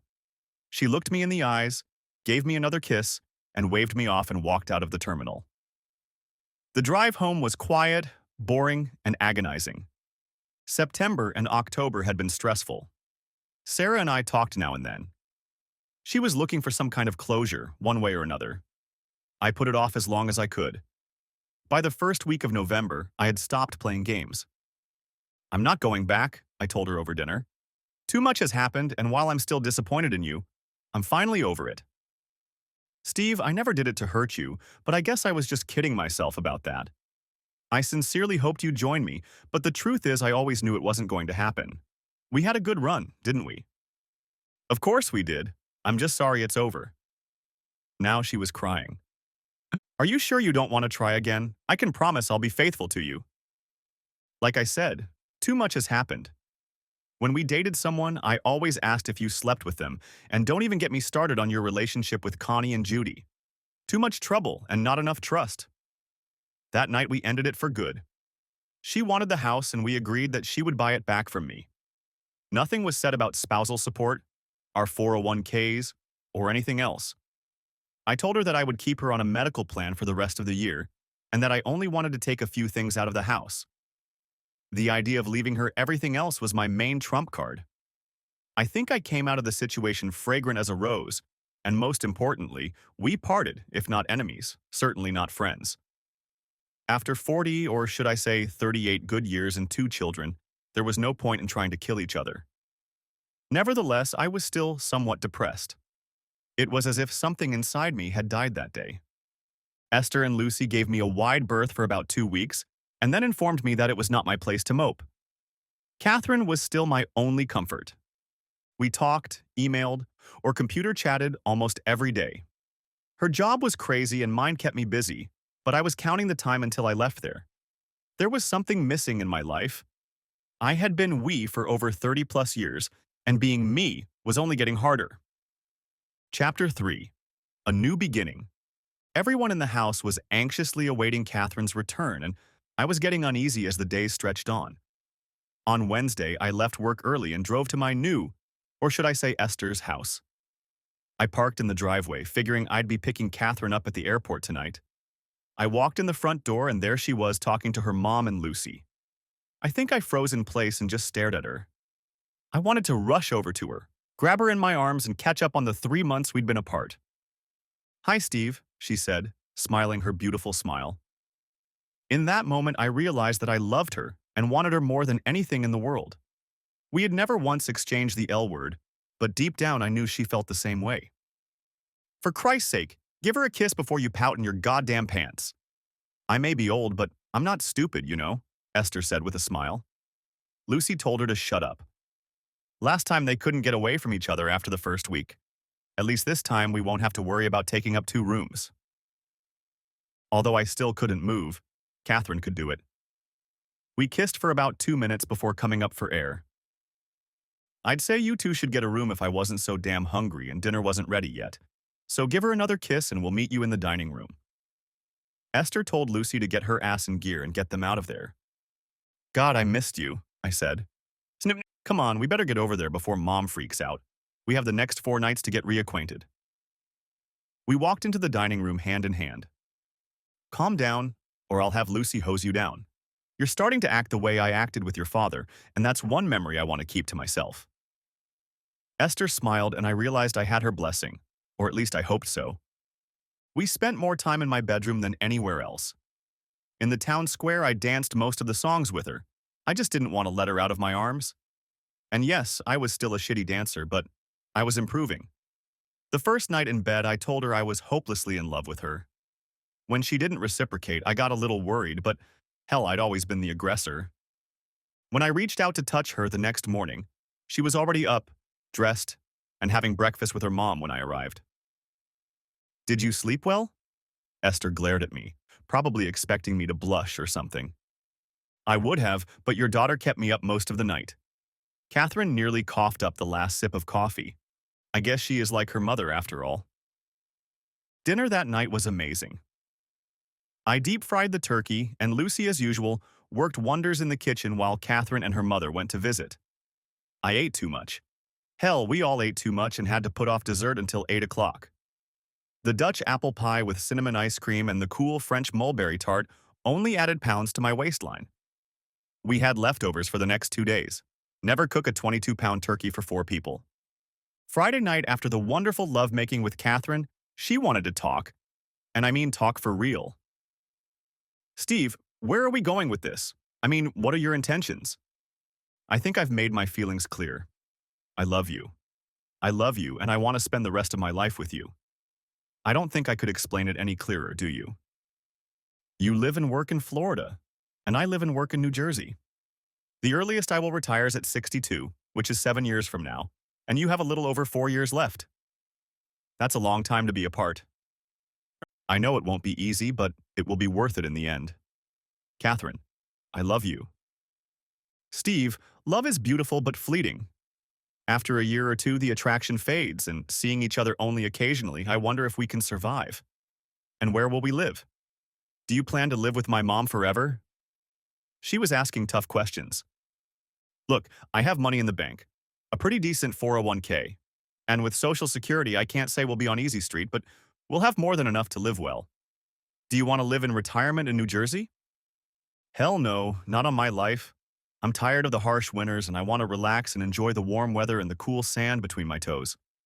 I'm just a little worried. Sarah is gone and so is my house. We can buy another one here or a condo on the beach. I just want to spend my life with you. We don't have to decide right now, just give us a chance. She smiled and kissed me again. Did she pull away? She looked concerned about where we were going. I was concerned, but I knew what I wanted, and that was her. The rest of the weekend was a little tense.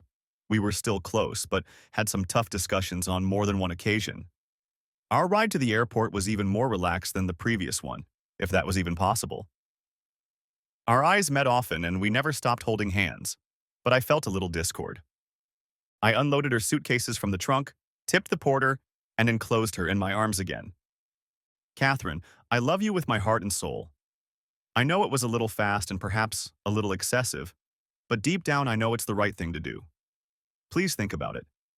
I don't require any firm commitment from you, just think about it, about us. She looked up at me and smiled. Kissing me sweetly to warm me up, at least until the next phone call, she walked out of the terminal. I felt a chill run down my spine, the way you get when you say someone just walked over your grave. For the first time in years, I was scared of losing something I'd grown attached to. Esther gave me a concerned look when I got home. And then it hit me. It wasn't home. This was Esther's home, and I was nothing more than a guest. A welcome guest, but a guest nonetheless. In an unusually warm and caring voice, Esther said to me, "You read too much into what my daughter says. I've known her much longer than you have, and she's just a little scared, that's all." I wanted to believe her, but I wasn't as sure as she was. Catherine was due back for vacation, and I already had at least some sort of plan in my head. The change was slow, and I didn't fully realize it until Lucy had a family crisis and had to leave for 2 or 3 days. Lucy, take care of what you need. I can handle everything around the house. You have no idea what you're getting into. Maybe I should take a temporary job until I get back. And there's no time. Mind your own business and don't worry about me. I'm not worried about you. I'm worried about Esther. Go on, we'll be fine. It was an absolute fact that Lucy earned every penny Esther paid her. Esther was hell on wheels, so to speak, or maybe just a demanding whore. The food wasn't as good as Lucy's. I was counting the hours until Lucy returned. After dinner the next night, we went to hear music in the town square. The music was 50s style and aimed at a generation older than mine. Esther was sipping a beer, talking to another woman next to her, when Sarah appeared out of nowhere. "Steve, what's up?" she asked with some hesitation, not knowing how she would be received. "I'm doing pretty damn well, don't you see?" The sudden burst of anger surprised me as much as it did her. "Why the hell do you even care? Don't you get enough tail from all your friends? Or are you just trolling for more weird stuff? Why don't you go back to your friends and get one of them on me?" I was practically yelling at her. I didn't even care that everyone was eavesdropping on our conversation, which was already rapidly rolling downhill. I don't think I'll ever forget the look on her face. Her eyes were full of tears, drops were dripping from her nose, and the rest of her face was covered with an expression of horror as she covered her mouth with her hands. Sarah couldn't say anything. I just kept pushing my words into her. "Please, just back off." She ran back across the plaza crying, losing one shoe in the process. Now everyone was looking at me, including Esther. "What?" shouted I to those who were still looking at me. "What would you say to your ex-wife who, after 35 years, started branching out and having fun with everyone?" People looked away embarrassed. "Well, that's the most excitement I've seen here in the last year," Esther said, looking at me. "I think it's time for us to leave this place. You've made a few people think." For the next 3 days, Esther drank only one beer a night. She was still alert, but somewhat subdued. "Are you feeling all right, Esther? You seem kind of down." "Just a little tired. How are you and my daughter doing?" she asked. "Not as well as I'd like, but I think I understand a little of what she's getting at." "Listen to me. She may be a real pig-headed bitch, but you won't find a more caring and honest woman. And that's not counting the fact that she's my daughter and not just any old lady." Her wide smile was reminiscent of the old Esther. Thank God Lucy was finally back. A day late, but back. "How did it go?" was the first question out of her mouth. "Good. I wonder, and how the hell do you do that?" The question sort of came out of my mouth on its own. Day in and day out. Lucy was definitely a better cook than I was. Her dinner the first night back made me think of my mom's roast beef, but it was better. I didn't go out to listen to music that night. 2 nights ago, I'd made a fool of myself and decided to lay low for a few days. Apparently, my issues with Catherine had taken over, and I took it out on Sarah. Not that she didn't deserve it. "You sure made a mess out there," Lucy said as she walked through the door and pushed Esther's wheelchair in. "Everybody, and I mean everybody, is talking about it.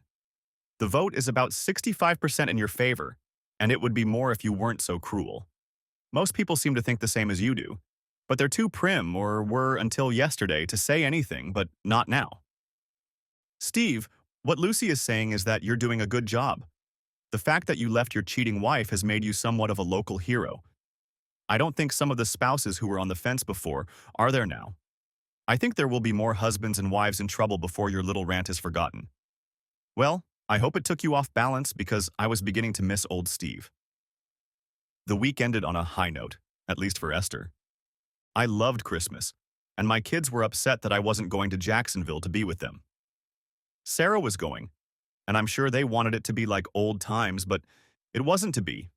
Of course they weren't on her side, but my daughter asked why I couldn't forgive her mother after almost 40 years together. When I asked her what she would do if her husband cheated on her, it silenced her. I bought gifts for everyone and shipped them via UPS well in advance so I could put them under the tree in time. It was my first Christmas alone, and I was more than discouraged. Even though Esther and Lucy now seemed almost like family, I missed my own children.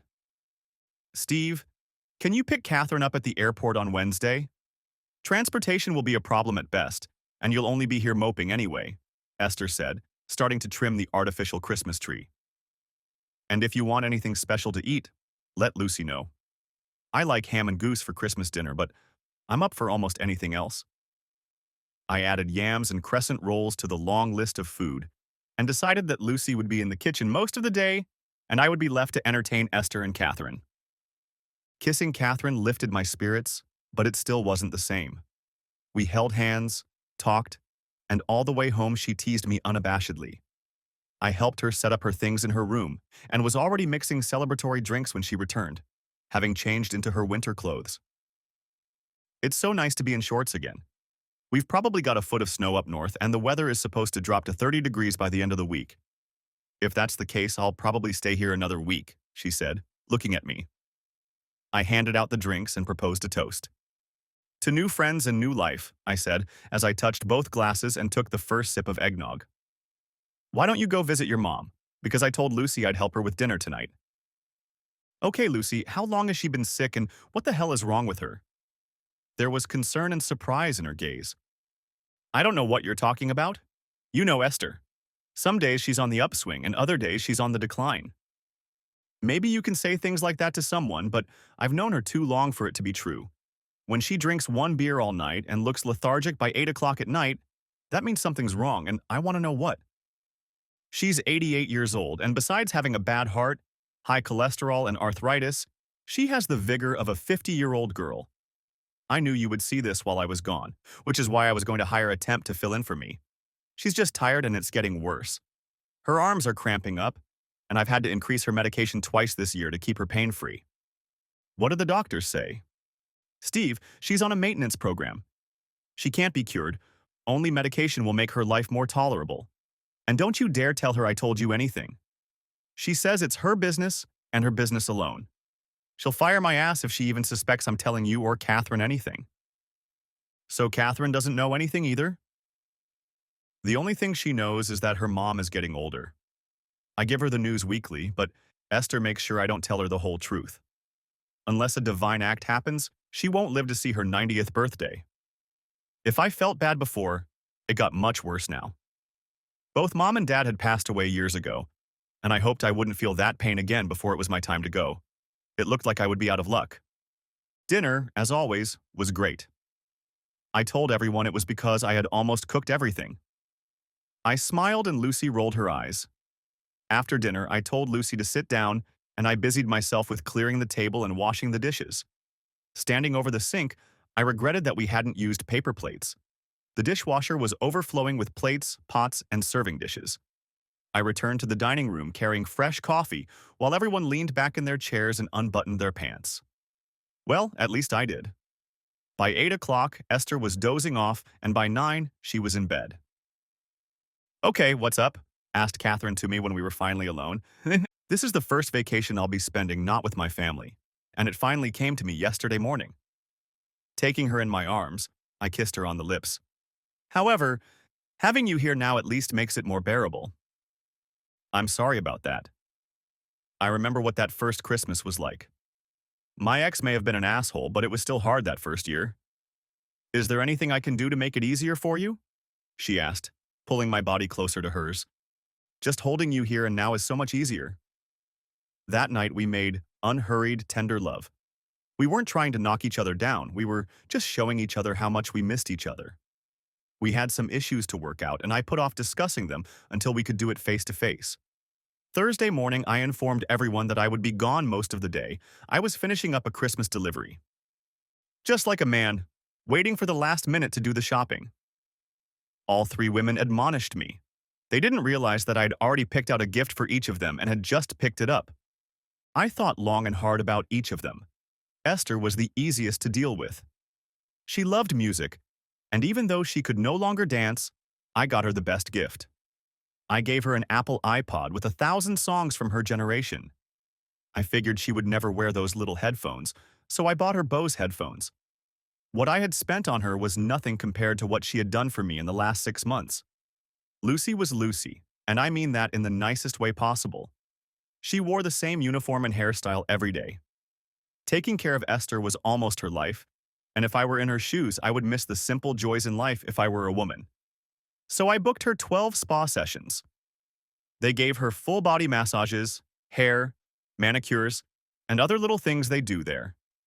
She deserved more, but I was on a budget and spent a lot more on the last gift. I more than liked Catherine. She was beautiful, smart, and fun to be with. We tried to avoid her mom like 2 teenagers doing something bad so as not to worry her. We thought we had to hide what we were doing from her. Hell, Catherine was her daughter and I was living with her mom at practically no rent. I didn't know how she'd take it, that I was fooling around with her daughter so what she didn't know wouldn't hurt her. Okay, so she wasn't stupid and saw right through us, or Lucy told her. I chose the week of March 27th because that's usually a lull in work at that time, and I knew that after a cold, miserable winter, Catherine would want to go somewhere warm. So, with a round-trip airline ticket and another ticket for a 7-day Caribbean cruise in my pocket, I made the return trip, stopping at the liquor store to pick up 2 bottles of wine. We always opened presents on Christmas Eve, even after the kids were separated. We'd eat dinner late, build a fire in the fireplace, put on some quiet music and see what others had bought us this year. No toasters or blenders from me. It was always something personal, from underwear to bath soap, perfume, or other specially selected items. Sarah always bought what she needed, so Christmas was all about things she didn't need but might want. I didn't care what she bought me because I was waiting for that same gleam in her eyes when she opened my presents. That look was a better gift than anything she could buy me. We didn't have a big dinner on Christmas Eve. Salad, vegetable casserole, and stuffed chicken breasts made up our dinner that night. The pecan pie was in the oven and became dessert after we opened our presents. I felt like a little kid.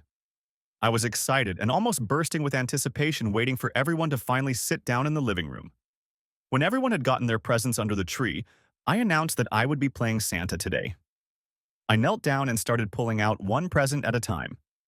As I thought, no one knew what I wanted, but they were close to it. Food items. You can never go wrong with those. Nuts, chocolate, wine, and exotic flavored jams. That's what I got. When Lucy opened her gift, her eyes sparkled. I think it was something she would never have bought for herself. When I told her they had a hot black masseuse, I think she blushed. Even though Esther was good with computers, she wasn't really into electronics. I showed her how the iPod was organized by artist, band, and type of music.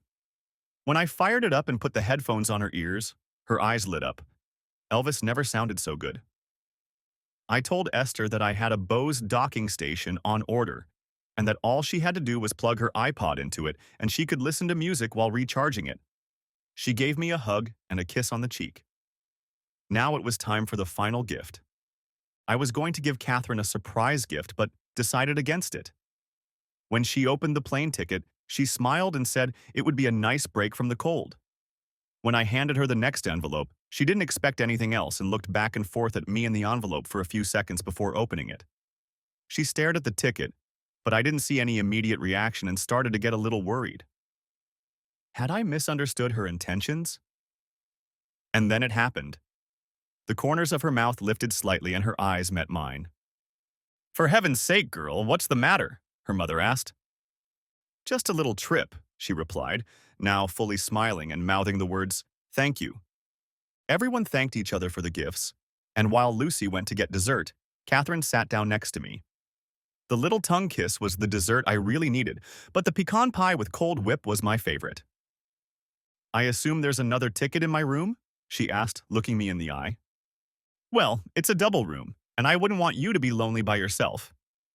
"And I assume it has a double bed?" "Of course it does. And I sure as hell hope you don't get seasick, because it's on one of the upper decks where there's a huge balcony.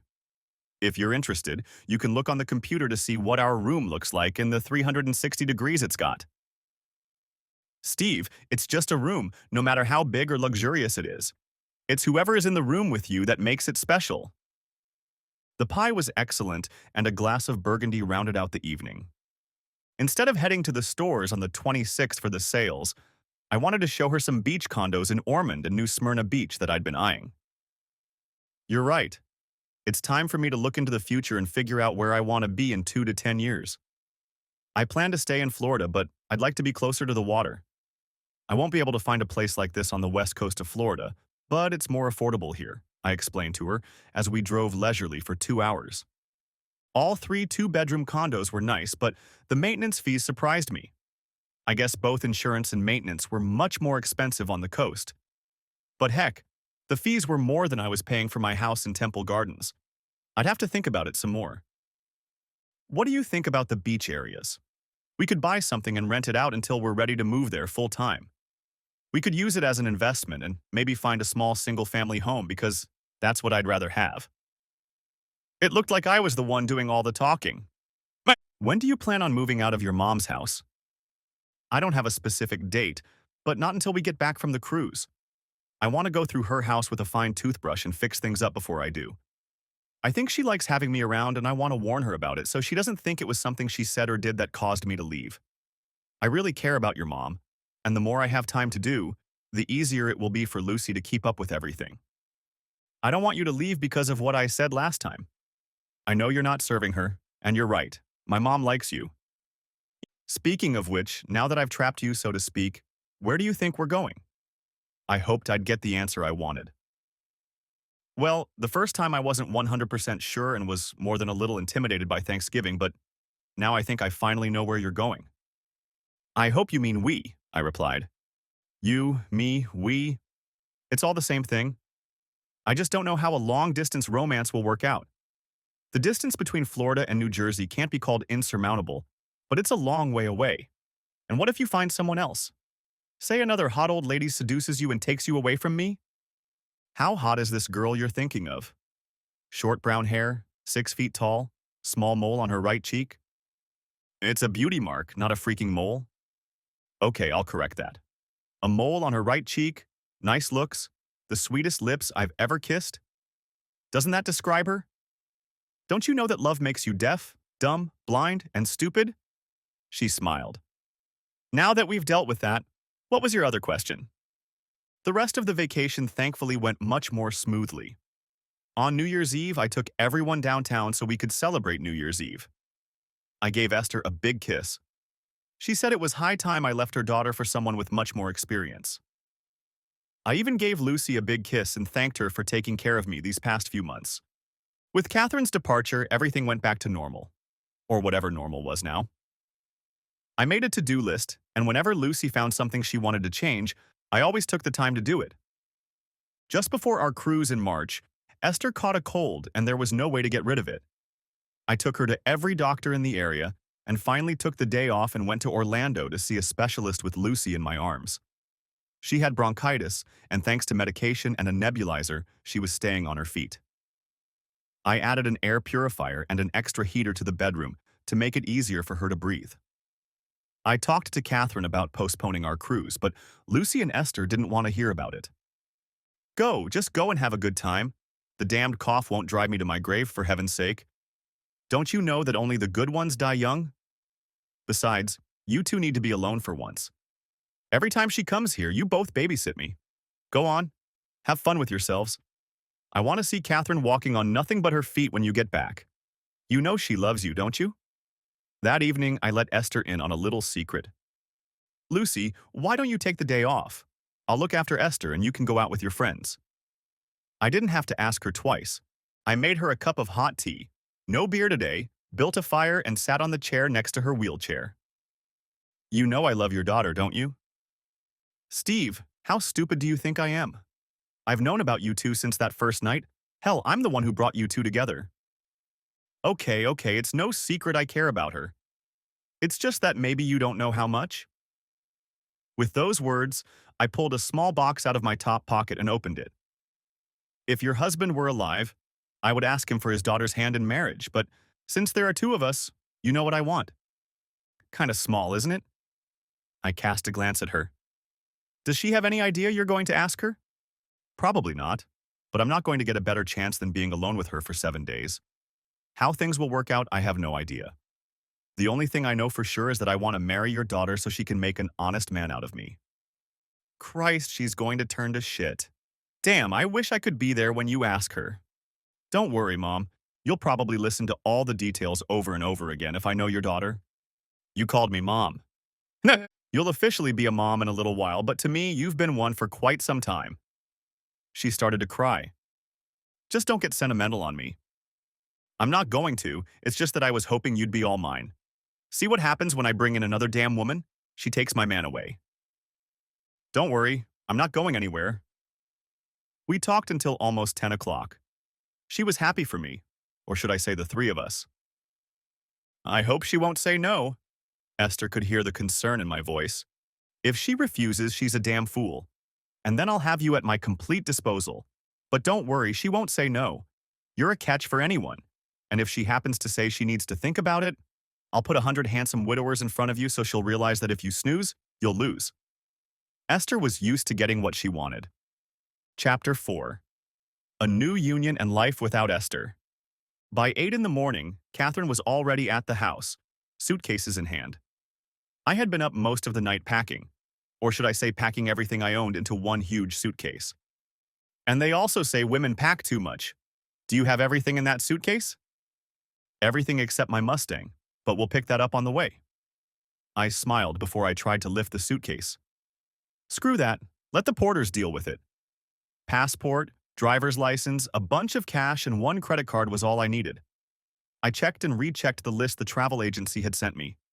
The last thing I put in there was motion sickness pills. I wasn't going to take any chances. We said our goodbyes. Esther hugged me tightly and whispered, "Good luck," in my ear. It was a 5-minute cab ride to the warehouse and about a 3-hour drive to the harbor, so we had plenty of time to talk. This would be my first official cruise, and I was looking forward to it so much you wouldn't believe it. I put all of my valuables, including my ring, in a small backpack that I planned to keep with me until we were in the room. No misses if I could help it. Even express check-in took a while, and our bags didn't show up until after a stupid procedure called muster. I felt like I was on the Titanic, listening to them explain what we would have to do in the unlikely event that we had to leave the ship. We were going to the tropics, for goodness sake. How many icebergs could there be? I unpacked all of my things, hung them in their places, and put the rest away in my dresser drawers. Catherine hung up her 2 long dresses, and that was it. I work from my suitcase. I know where everything lies, so with the exception of toiletries, everything stays here. I guess she was already an old handywoman. We signed up for a few excursions, but mostly wanted to spend time alone. We walked around the ship, learned where everything was, and went back to the cabin. "Let's swim in the pool," she suggested. In her 54 years, Catherine looked more than good. If I didn't know any better, I would have sworn she was never a day over 40. More than once, she was looked at by both teenage boys and those much older than me. It got to the point where I didn't want to leave her alone for a second. When I went to the buffet to get us some fruit and a soft drink, there was a guy sitting on my lounger talking to her when I got back. Even through his dark sunglasses, I could see what he was looking at. I was standing there with both hands full of food when they finally noticed me. "Honey, you're back." "Steve, this is Dawn. Dawn, this is Steve." "Steve, I'd shake your hand, but it looks like you already have it." "Kate, maybe I'll see you again," he said as he stood up. "Kate," I said, looking at her. "Let me help you." She stood up and took both shot glasses. After that incident, I never left her side. We had a late dinner, so after changing into something more appropriate, we walked the decks until 8 o'clock. There was a crowd of people waiting to get into the dining room, but within 5 minutes we found our table and were seated. I ordered us drinks and a bottle of wine for dinner. There were 3 other couples sitting at our table. John and Tracy were in their early 50s, Linda and her new husband Paul were in their early 20s, and you could tell by just looking at them that they were newlyweds or close to it. The third couple arrived late. Kevin was in his early 40s and his wife April was no more than 29. It looked like he had a trophy wife. We went around and introduced ourselves to each other and discovered that we came from different walks of life and were scattered all over the United States. When Catherine said this was my first cruise, everyone added their own tidbit about what I just had to do, but to each person they said it would be unforgettable. Dinner was long and drawn out. Finally, after finishing her wine, Catherine suggested we take a walk around the deck. And that's when my cruise went down the drain. All the damn exterior doors had steps to keep the water out during a storm. I opened the door and ran into one of them, falling flat on my face. Then, to top it all off, the door slammed on my foot. Embarrassment and shame don't even come close to describing what I felt. Catherine was trying to open the door again when the steward rushed to her aid. Feeling even more clumsy, everyone helped me up. It was then that I realized I had a bit of a problem, feeling pain in my right leg. A quick trip to the nurse's station confirmed that I had a slight ankle sprain. "Lay down for a couple days and you'll be good as new," the doctor instructed me. "Take 2 pills 3 times a day for a few days. Keep it elevated, and you'll be back on your feet in no time." He handed me a small bottle of pills that looked like large aspirins to me. "Great, just great," I muttered quietly to myself as I watched him put a bandage on my ankle. It hurt in a standing position, but it was manageable. "I can't take you anywhere, can I?" said Catherine, laughing. Looks like you're on bed rest. Not for the life of me. This is my first cruise, and I'm going to enjoy every minute of it, even if it kills me. So we didn't stroll the decks that evening, but we did visit the clubs. We took a table near the dance floor, and I took an extra chair to keep my leg up. It was dark, and the music was really loud. The best thing we could do was watch other people dance. When Catherine was asked to dance by one or more guys, she always told them, thanks, but no thanks. Go ahead and dance, I'll be fine. It doesn't look like I'll be able to do anything for at least a couple days.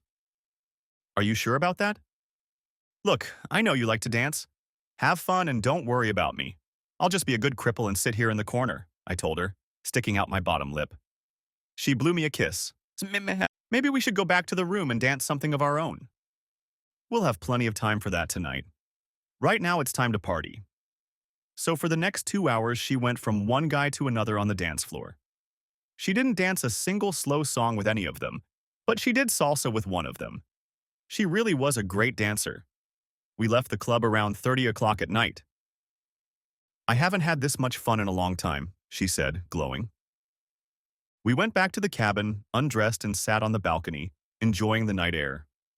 Holding her hand, I walked over to her, kissed her, and told her it was a good idea. We went back to the cabin, and with the balcony door ajar so we could hear the ocean, we made insanely passionate love and fell asleep in each other's arms. We never had breakfast in the dining room, but went to the Lido deck to have breakfast at the buffet. We docked in Key West in the morning, and she was looking forward to shopping downtown. It was crowded, and after an hour or so, my foot started to bother me. Kids, I need to go back while I can still do this. I could see she was disappointed. Look, you go shopping and have fun, and I'll meet you at the ship. Are you sure? I'm sure, I replied, giving her a big kiss. Just don't spend all your money on those overpriced tourist goods. She smiled, and I walked slowly back to the ship. What had taken us half an hour took me almost an hour. When I finally got to the ship, I was sore all over and sweating like a pig. I put ice on my ankle, kept it elevated, and popped 3 of those damn pills. At least from the balcony of my hotel room, I could see the pier and people walking to the ship. It was already 4:30 when I saw Catherine and 2 guys walking down the pier toward the ship. I recognized my new buddy Don, and who the other guy was with him, I could only guess. I think Don was right. He should have seen her around, and it looked like he did. She had probably 4 bags full of clothes, and for the next hour she showed me each item. When she pulled out a bright pink swimsuit the size of 2 cotton balls, I could tell by the look on my face that I was thinking about it. Loosen up. If you have it, show it. And if you don't, show what you have. This one I plan to wear on a special tanning bed. I looked puzzled. Steve, it's a topless tanning bed, for adults only. This time, I want to go home without a trace of a tan, and don't worry, you'll be right there with me. An hour later, we were on that deck with no outerwear. I liberally applied suntan lotion to the places that were pale white and hadn't seen the sun in a while. I let my hand slip a couple times, and all she told me was, later. When Dawn and the other guy I'd seen her with came upstairs, I wasn't too happy. Smiling broadly, she said, You remember Dawn, and this is Paul. I met them both downtown today. How's the leg, Steve? He asked, looking at me through his dark glasses. Much better. It'll probably be healed by tomorrow. I lied, but he didn't know that. As they sat next to Catherine and chatted nonstop, I started to get a little worried. When more than one guy started walking around and staring at her, I said it was time to leave. You're going to get burned and ruin the rest of the cruise if I don't get you out of the sun. You're probably right. We'll probably see you at the club tonight. She got up from the chaise lounge and put on her top. I didn't say anything. Dinner was fantastic, and of course we both ate more than we should have. I only had 1 glass of wine, especially after she said we should take a walk around the deck. I took 2 more pills and, although I was in pain, told her I was fine. I was still limping a bit, but got over it. The club was full, and we could only find a small table in the back. I danced 3 songs in a row, and after the last one, the slow one, a throbbing in my ankle let me know I was almost done. I had endured the best I could, and now I had to get off my foot. Sweat was rolling down my face, and I told her I needed to sit for a couple minutes. At that moment, Don appeared without sunglasses. He was no more than 40, And when he asked Catherine to dance, I told her to say yes. That was the last time I saw her for the next 2 hours. I take that back. She was on the floor with Don, Paul, and two other guys most of the night. She waved at me, but after 3 slow songs and too much drinking on my part, I wanted to get her off the floor. I headed toward the dance floor. She was talking to 2 guys. She had a drink in her hand, and it looked like it wasn't her first. One guy had his arm around her, and the other 2 were talking, laughing, and having a good time. "Honey, I think we should call it a night," I said, looking at the guy hugging her. He immediately pulled his hand away. "But it's still early, and I haven't danced this much in a million years," she said with pleading eyes. "There's always tomorrow night." I held out my hand to her. "Well, guys, I guess I'll see you tomorrow," she told them. But they didn't look too pleased. She had at least 1 drink and swayed to the music in the background all the way to our room. When we got into the room, she piled her whole body on top of me. "I want you so bad I can't stand it," she began, pulling her dress over her head. However, she slipped and ended up on her ass. That must have awakened something in her because she covered her mouth and ran to the bathroom. Dinner, and seemingly everything she had drunk that night came up. At least that's what it sounded like. I went out and sat on the balcony while she tried to recover. 10 minutes later, a woman came out of there with glassy eyes. "I think I drank too much tonight. Everyone was buying drinks and I must have lost count." I wanted to say, "Not at all, honey," but I held my tongue. Our romantic cruise wasn't working out the way I'd planned. Did we make love that night? Hell no. She left like a light 5 minutes later, snoring. I could only hope tomorrow would be better, but it wasn't to be. I left her to sleep and went to the cafeteria for breakfast. There was only a guy there with his trophy wife. He asked how my leg was and I said it was almost healed. I told him I planned to take it easy today and would probably be back to normal by tomorrow. We chatted about Key West and how his wife had maxed out 2 credit cards trying to single-handedly stimulate the economy. I laughed and said she wasn't the only one. We finished up and I headed to my room but didn't find Catherine there. I spent the next hour and a half waddling around the decks looking for her. I went from the gym to the dining room and finally to the Lido deck. I looked everywhere for her. Finally, I found her on the deck, topless with her new best friend, Dawn. I was furious, and this time I didn't hide it. "I've been looking for you for the last 2 hours. You could have at least left me a note where you were going." "Well, I got up and you were gone." "You didn't leave me a note where you were going." "If you remember correctly, you were out and asleep," I replied, glad she couldn't see my eyes through my dark glasses. I shifted my gaze to Dawn. "Well, I see you found your new friend easily enough on this big ship," I told her sarcastically. "What the hell does that mean?" "Forget it," said I with disgust. "Maybe I should leave," Dawn said, about to get up. "You don't need to leave. Steve's just being a jerk. Get back in your seat." "That's right, Dawn. Sit back down." "If you need me, I'll be somewhere on the ship," I said sardonically, and walked away. She said something to me, but I was already halfway down the stairs and didn't hear. There really was a lot going on aboard the ship. Afternoon dance classes, auctions, gambling lessons, not to mention pool parties and games on the Lido deck. At the gym, I settled on the stationary bike, hoping it wouldn't hurt my ankle too much. It was pretty boring looking at the water across the bow of the ship, so I decided to sneak into the dry sauna and ended up in the hot tub with 4 other people. The hot water made my leg feel much better, but I was starting to get annoyed with Catherine. I returned to our room shortly after 4 o'clock. She wasn't there, and it looked like she hadn't been back since she left early that morning. I changed clothes and spent the next 2 hours at the art auction.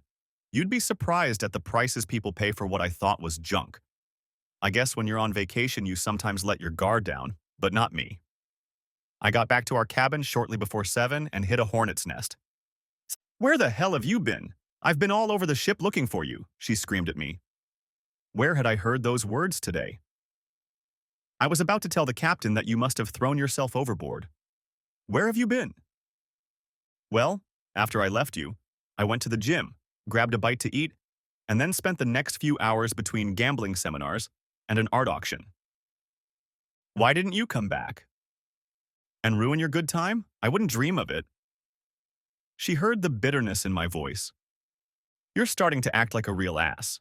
There's nothing I can do about the fact that you fell and hurt your damn ankle." Let's just leave it at that and go get some dinner, okay? We showered separately and dressed in silence. I don't think we said more than 5 words to each other on the way to dinner. Everyone was discussing our next port of call and what they planned to do. We had signed up for an excursion to see the ruins, and I was looking forward to it. When Don stopped by our table and told Catherine that he would love to show her the ruins since I wasn't working, I almost freaked out. He was hitting on her when I was around. No need, Don. My leg is already healed and I'll show her them myself. I threw him a look that basically told him to back off. As usual, we headed to one of the 2 clubs. There, the guys she had danced with the previous nights were sitting at a large table, and against my better judgment, she talked me into sitting with them. We had 2 drinks each and I danced with her for more than half the songs. I was paying for my drink when one of the guys asked Catherine to dance. "Why don't you find another girl to dance with?" I said. She wasn't too happy about the remark and said she'd love to dance, giving me an unkind look. And so the night passed. An hour later, when another smiling guy asked her to dance, I told him to back off in exactly these terms. "Steve, what's wrong with you? Why are you acting like this?" If she didn't already know the obvious, my answer to her question wouldn't change anything. I seemed to lose my temper and held out my room card to him. "Here's my room key. You can have it too," I said loudly to the surprised group at our table. "Just don't forget to wash it when you're done with it. Have fun, guys, because I'm out of here." At this point, they were all catching flies. I was halfway to the exit when an excited Catherine caught up with me. "What the hell is your problem, Steve? The way you're acting, I'd think you were my father." "No, not your father, but I was at least hoping your lover was. Go back to your toys and leave me alone. Looks like this cruise wasn't such a good idea. Stay here and let me go back for my stuff so we can talk." "About what?" "Remember when you said you had bad cruises with your ex because all he did was hit on this and that woman? Now I think I know how you felt." I continued to walk away, hearing her yelling at me to wait for her to come back. One woman had already ripped my heart out. I wasn't about to give that chance to another. I sat at the bar outside the casino for the next 2 hours. After that, I went into the casino where I blew a couple hundred. It just wasn't my night. After that, I went up to the upper deck and, with a deuce in each hand, continued the blitz. In all my years of drinking, I'd never once passed out, but that night it happened. I woke up with a throbbing head. My mouth felt like shit and I fought the urge to open my eyes. The only thing I noticed was that someone had thrown a blanket over me. Very cautiously, I opened my eyes. I had no idea what time it was, but I knew from my senses that I was alive. Dead people weren't supposed to be in this much pain. I pulled myself up into a sitting position and rubbed my eyes, finally glancing at the clock. 7:30. And then I saw her. She was still asleep in the chaise lounge next to mine under a blanket. I looked at her, remembered last night, and shuddered.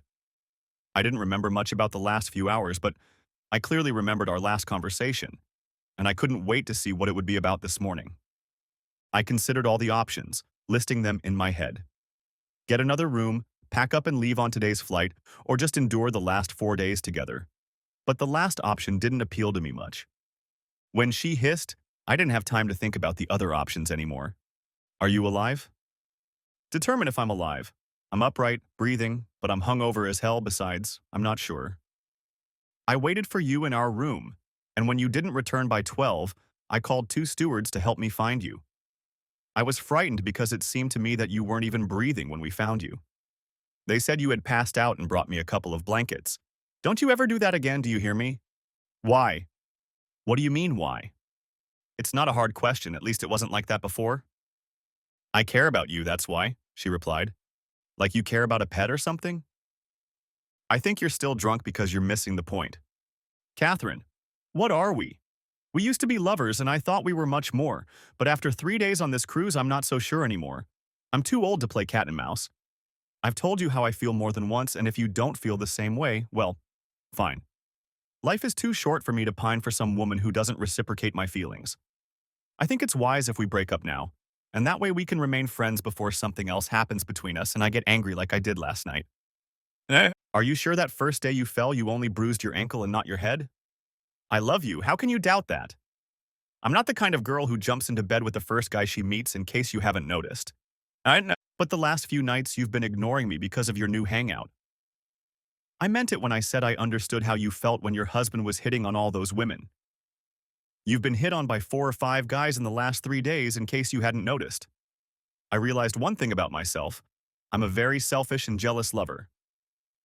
Steve, there are 6 of them, and you don't have to worry about any of them. Please don't talk to me like I'm some naive child. I've seen you. Now she was laughing and looking at me. I don't think it's very funny, I said, getting angry again. Steve, they're all gay. They're dance instructors from Minneapolis, Denver, and Newark. And in case you haven't noticed, there are 10 other couples in there along with them. Gays? Yes, gay. Don put this little group together, and he wasn't looking at me. He was probably looking at you. She started laughing again. You can imagine their surprise at your little outburst last night. Look, I love you, and I want to be with you, but how we're going to figure that out, I have no idea. So if you'll stop being mad at me, I know something we haven't done since we've been on this damn boat, and I'm going to change that right now. We walked past the ruins and spent the rest of the day in our cabin. I can confirm that one of those little showers can fit 2 people, but the bathroom flooded with water. By the time we were getting dressed for dinner, we were completely out of clean towels. And that night at dinner, she was wearing a dress that hid almost nothing, and everyone, and I mean everyone, the men in the dining room looked over at her as she walked by. When she smiled and whispered that she wasn't wearing any underwear, I quickly groped her to check. She spread her legs slightly, and I felt her warm, bald bump. I got a hard-on. The food was great, as usual, and the conversation was lively until we got to dessert, at which point I got down to business. She turned her head to speak to the woman next to her, and on her empty plate I placed the ring box. To my horror, when she turned around, Catherine didn't even notice it, but almost everyone else at our table did. I tried to contain my excitement. As the desserts began to be brought out, she finally lowered her gaze to her plate. I tried not to look at her as she opened the ring box and freaked out. She grabbed me, kissed me, and jumped into my lap. I picked her up, got down on one knee, and proposed. She wept. Yes, yes, hell yes, came out of her mouth. Everyone at our table and all the tables around us started clapping and congratulating us. Someone ordered a couple bottles of champagne, and we closed the dining room. She kept her eyes on the ring. It was white gold, just over 3/4 of a carat, and it was decorated with baguettes on both sides. As we passed the club, she told me to wait there for 1 minute.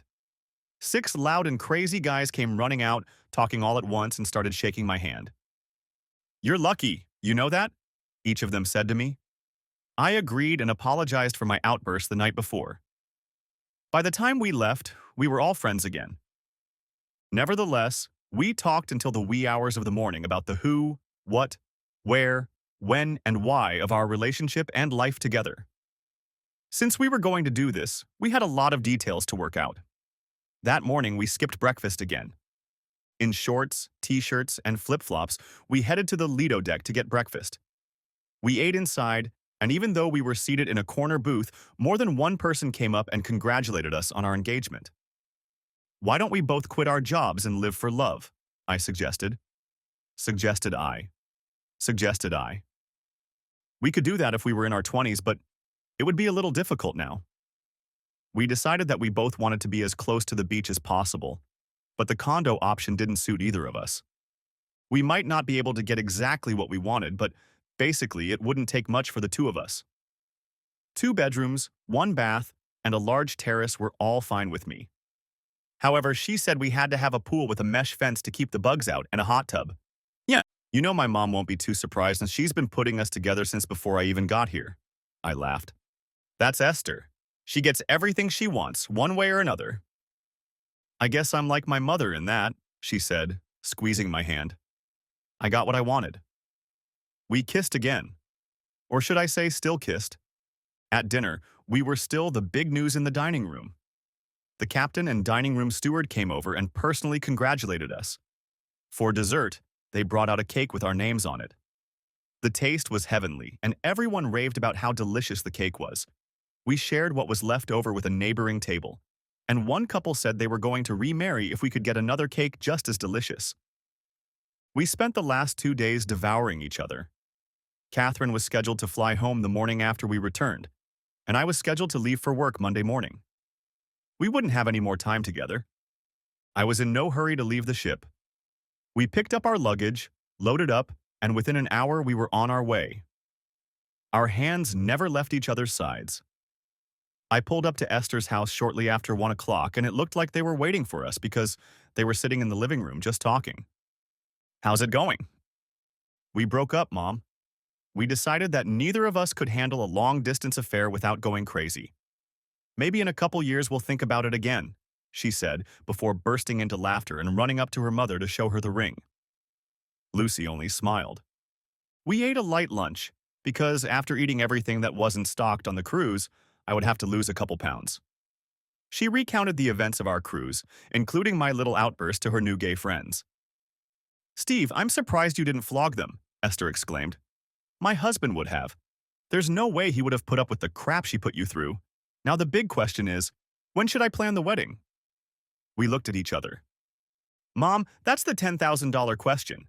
We still haven't even decided how and where we're going to live, let alone get married."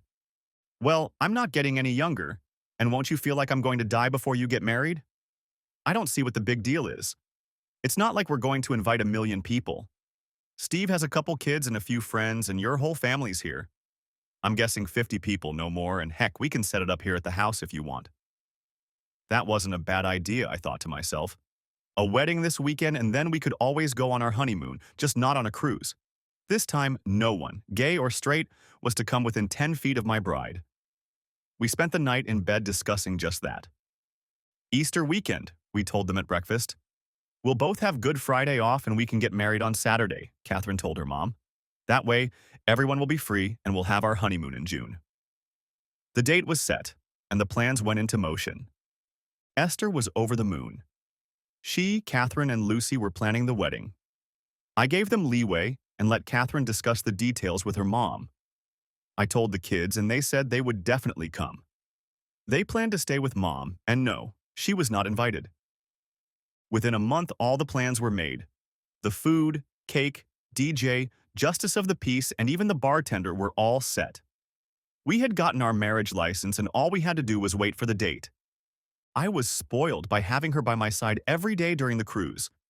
Looking at each other on the computer screen was okay, but not like the real thing. 3 weekends later, I did sneak over to her place to surprise her when she got home from work. We spent the weekend in bed and lived a life of love. Pizza Hut pizza, beer, and wine. I counted down the days. Esther was like the old Esther, full of rage and vinegar, taking no prisoners. We went out to the town square, and she didn't fail to let everyone and anyone know that her daughter was marrying a real handsome and top guy on 2 damn legs, Mo, as she put it. Sarah never once came up to congratulate me. I think the reason was obvious. The closer we got to the wedding, the more tired Esther looked. I worried that she was overloading herself, but she said she hadn't felt so alive in a long time. "What can I do to help?" was the only thing that came out of my mouth to Lucy. "I don't want this wedding to kill her, do you understand?" "Steve, it's already done. The only thing everyone needs to do is show up. I have everything on autopilot as we speak. And it's just that she looks weak and tired again, and I'm worried. You and I must look so good at 88. Look, I already told you the doctor is doing everything modern medicine can do, and I don't even wake her up after her afternoon nap anymore. She needs more rest, but she's fighting me. Something about her getting everything she needs after she's dead and gone." I told Lucy I would talk to her tonight at dinner. "Mom, you're starting to look a little droopy. Are you feeling okay? I can still run circles around you, and don't get me started about drinking you under the table. Don't worry, I'm having a damn wedding, and don't worry, I'm not going to die on you." She was still gently letting me know that she was fine. I let that pass my ears, but kept my eyes on her. "What's that stuff next to the beer?" she shouted at me Saturday night. "That shit tastes like warm rabbit piss."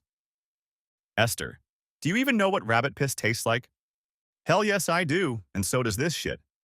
Now pour me some O'Doul's and bring me my bud." I did as ordered, but only gave her 1 serving, which she didn't like either.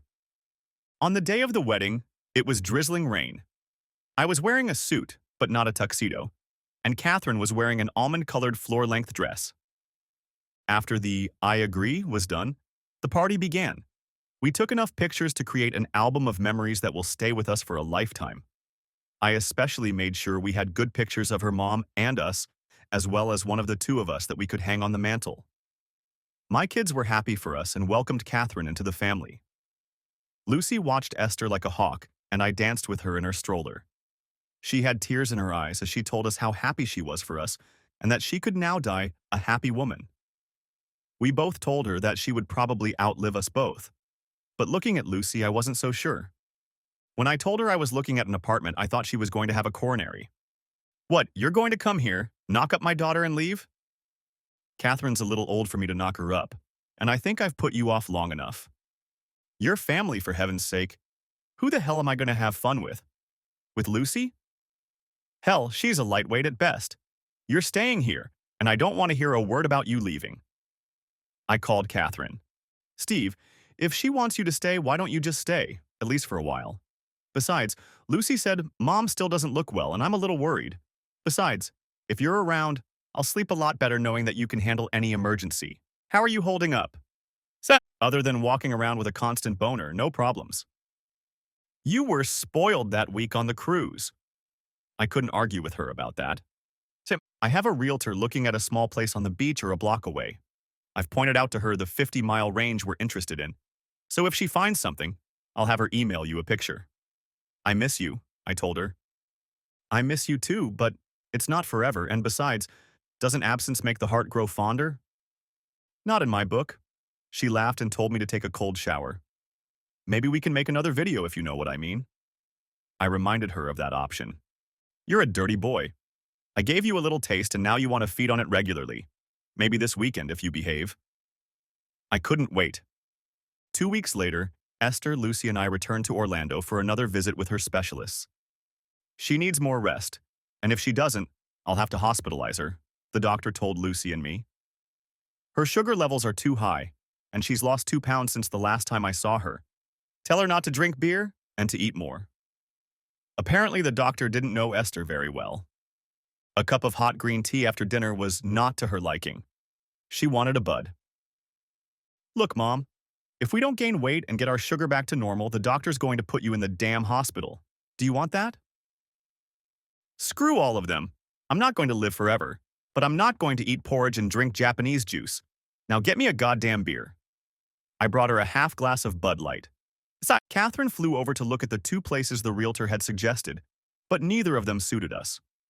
We set some new parameters and told her to try again, but Catherine said she wouldn't mind the townhouse.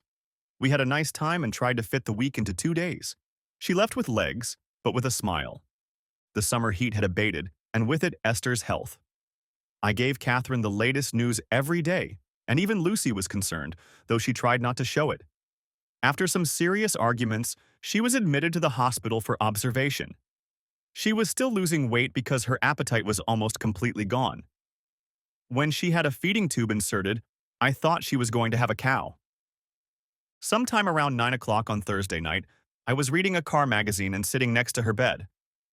I thought she was asleep when I felt a bony hand on my arm. I told you I had plans for you, but you never believed me, did you? She said in a weak voice, but with a sly smile. You may not believe it, but Mother still knows best. You are a lovely couple, and for the first time since I met you, I know you are happy. And I guess I can thank you for that, I added. Now, why don't you go to bed before one of the nurses slips a sleeping pill into your feeding tube? I'd rather you pour me a bud. We exchanged smiles. I leaned over and kissed her forehead. I told her I wasn't going anywhere and would be there for her when she woke up. Gently squeezing my hand and smiling weakly, she closed her eyes. I didn't feel like calling that morning. I still had tears in my eyes, and Lucy had been in the hospital all night. I called a friend and asked him to take Lucy back to the house. She was completely exhausted and devoid of any emotion after the long night. I told Lucy I would see her later. Hi, kids, Catherine said, all glowing with happiness. Thinking about me? I was definitely thinking about you last night. I think I burned 2 batteries just this night alone. It couldn't have been easier to say. Honey, your mom died last night. I heard the phone hit the floor. Sobs were heard, then crying. Finally, I heard her ask how and when. She died in her sleep last night. There was no pain. We talked, and when I told her to go to bed, she closed her eyes and never woke up again. Your ticket is waiting for you at the southeastern counter at the airport. The earliest flight is at 2 o'clock in the afternoon. I'm so sorry, hon, I just don't know what to say. Please take a cab to the airport. I don't want you to drive, and I'll meet you when you get there. We talked for a few more minutes before she reminded me that she had to go and make plans to leave. I called her every hour until she got on the plane.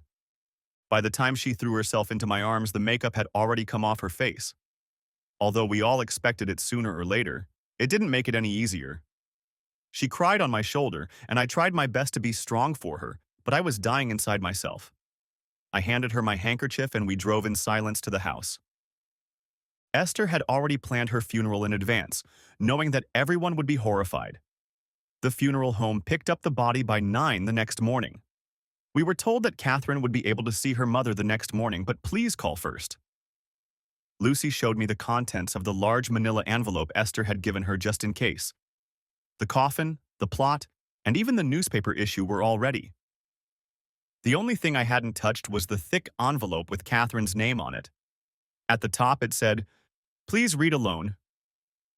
We ate some of the leftovers Lucy kept in the fridge, but no one had much of an appetite. I drank 2 glasses of wine and Catherine sat next to me and finished the leftovers from the bottle. I repeated Esther's last words to her a dozen times, and each time she cried, telling me how much she would miss her. I tucked my wife into bed and sat sipping a glass of wine, looking at the fire in the fireplace. The next few days would be hectic, and then the reality of life without Esther would set in. I missed her already. Her feisty and sharp tongue always made me laugh, or at least embarrassed me when we were out and about. My next thought was Lucy. She no longer had a job or a home. I'd have to talk to Catherine about it. There was no way I wanted to put her out on the street. She'd lived with Esther for over 10 years and loved her like her own mother. When I blinked the next time, the sun was already up and Catherine was standing in front of me. "You sat up all night? You'll be dead by tonight." "Are you okay?" I asked. "No, and probably won't be for a while, but at least Mom is at peace. I guess I never really thought about what it would be like without her. I thought she would always be there for me. Now I feel guilty for not visiting her more often or being nicer to her." I took her head off my shoulder and placed both hands on her face and kissed her. "You meant the world to her. She loved you more than I think you'll ever know.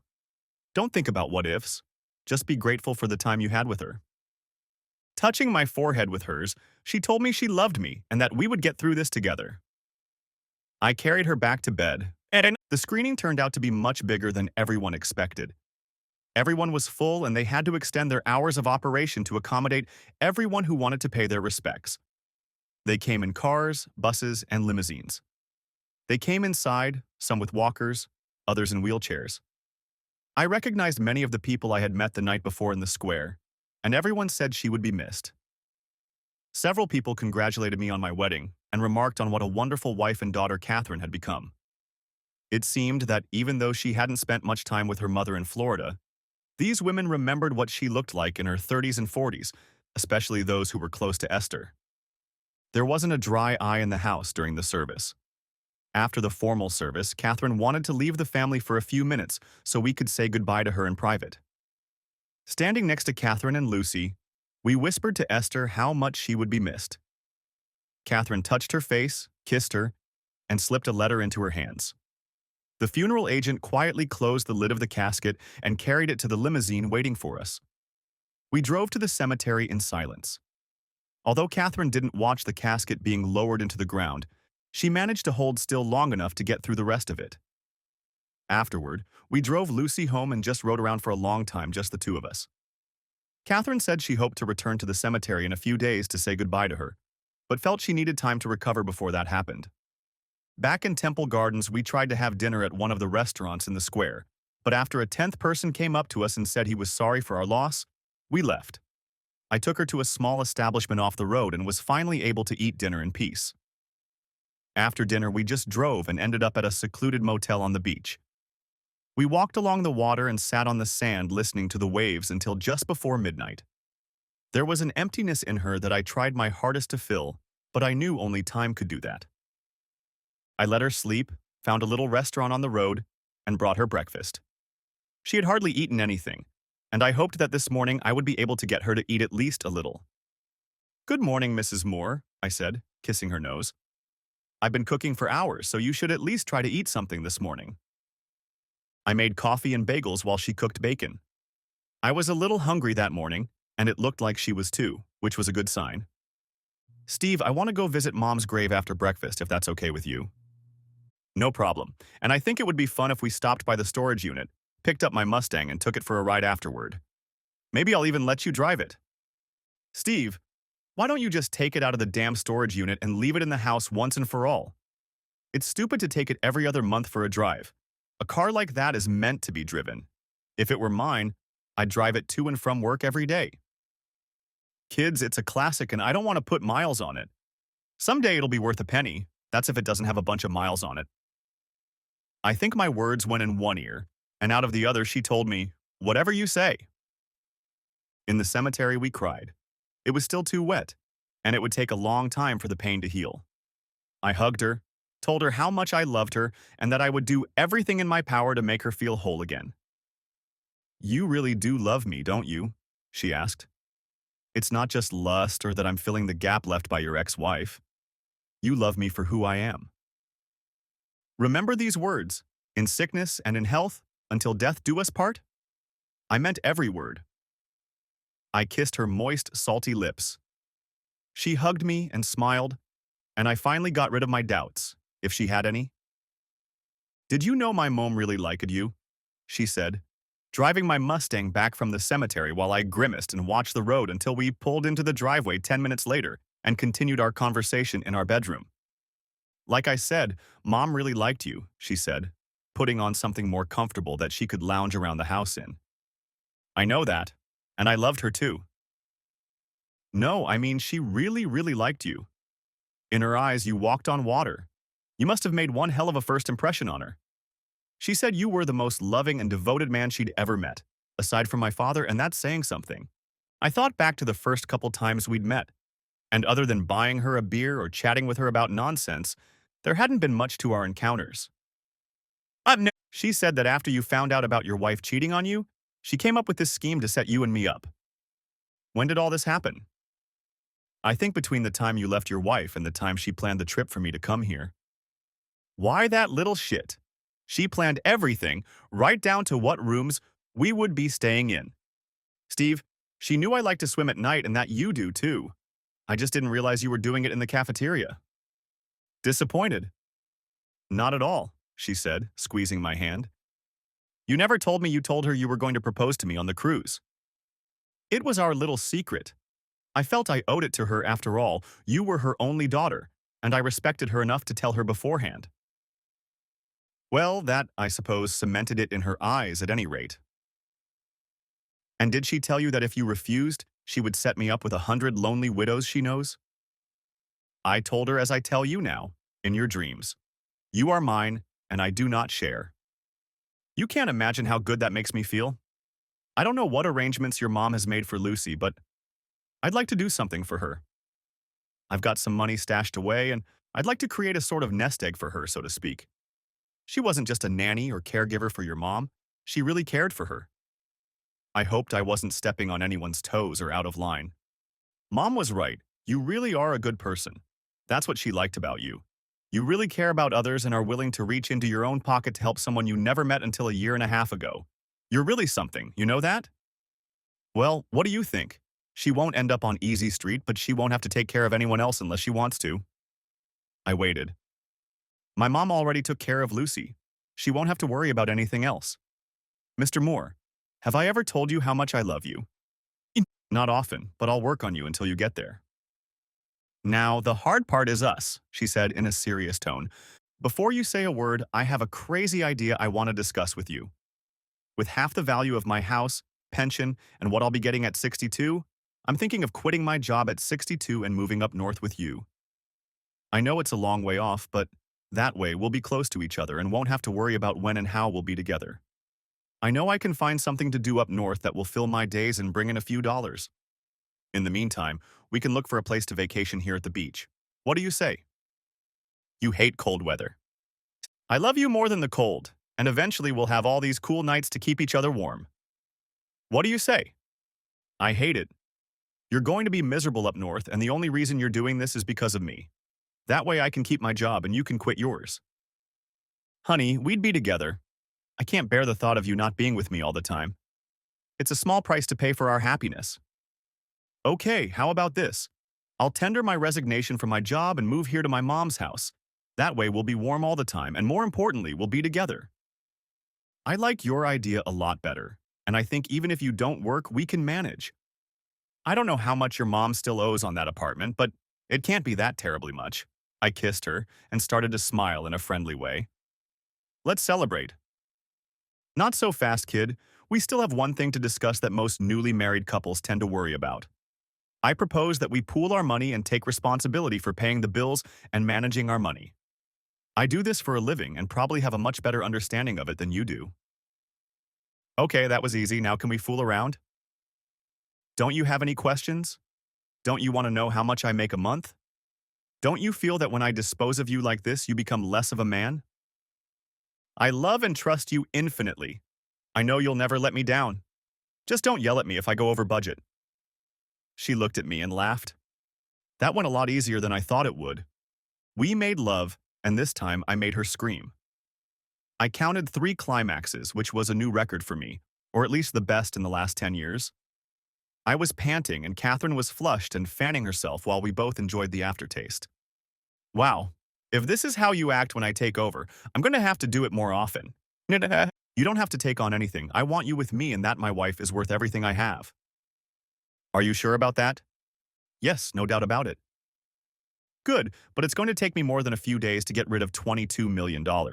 She gave me a big shit-eating grin. What did you say? 22 what? Millions. My mom left me a trust fund, and there's a little over 22 in it. Well, then we can give Lucy more than I thought. Steve, she doesn't need our money. Mom left her $2 million in a new apartment. Steve, I realized a long time ago what kind of man you are. I just didn't want to step on your manhood without asking you. So you submit your application, I submit mine, and we find a little shack on the beach with a pool. After that day, life got a lot easier. Now every night I mentally quietly thanked Esther and remembered the words she always said to me. Steve, I have plans for you. I guess she did. Guys, I'm currently experiencing some problems with this channel.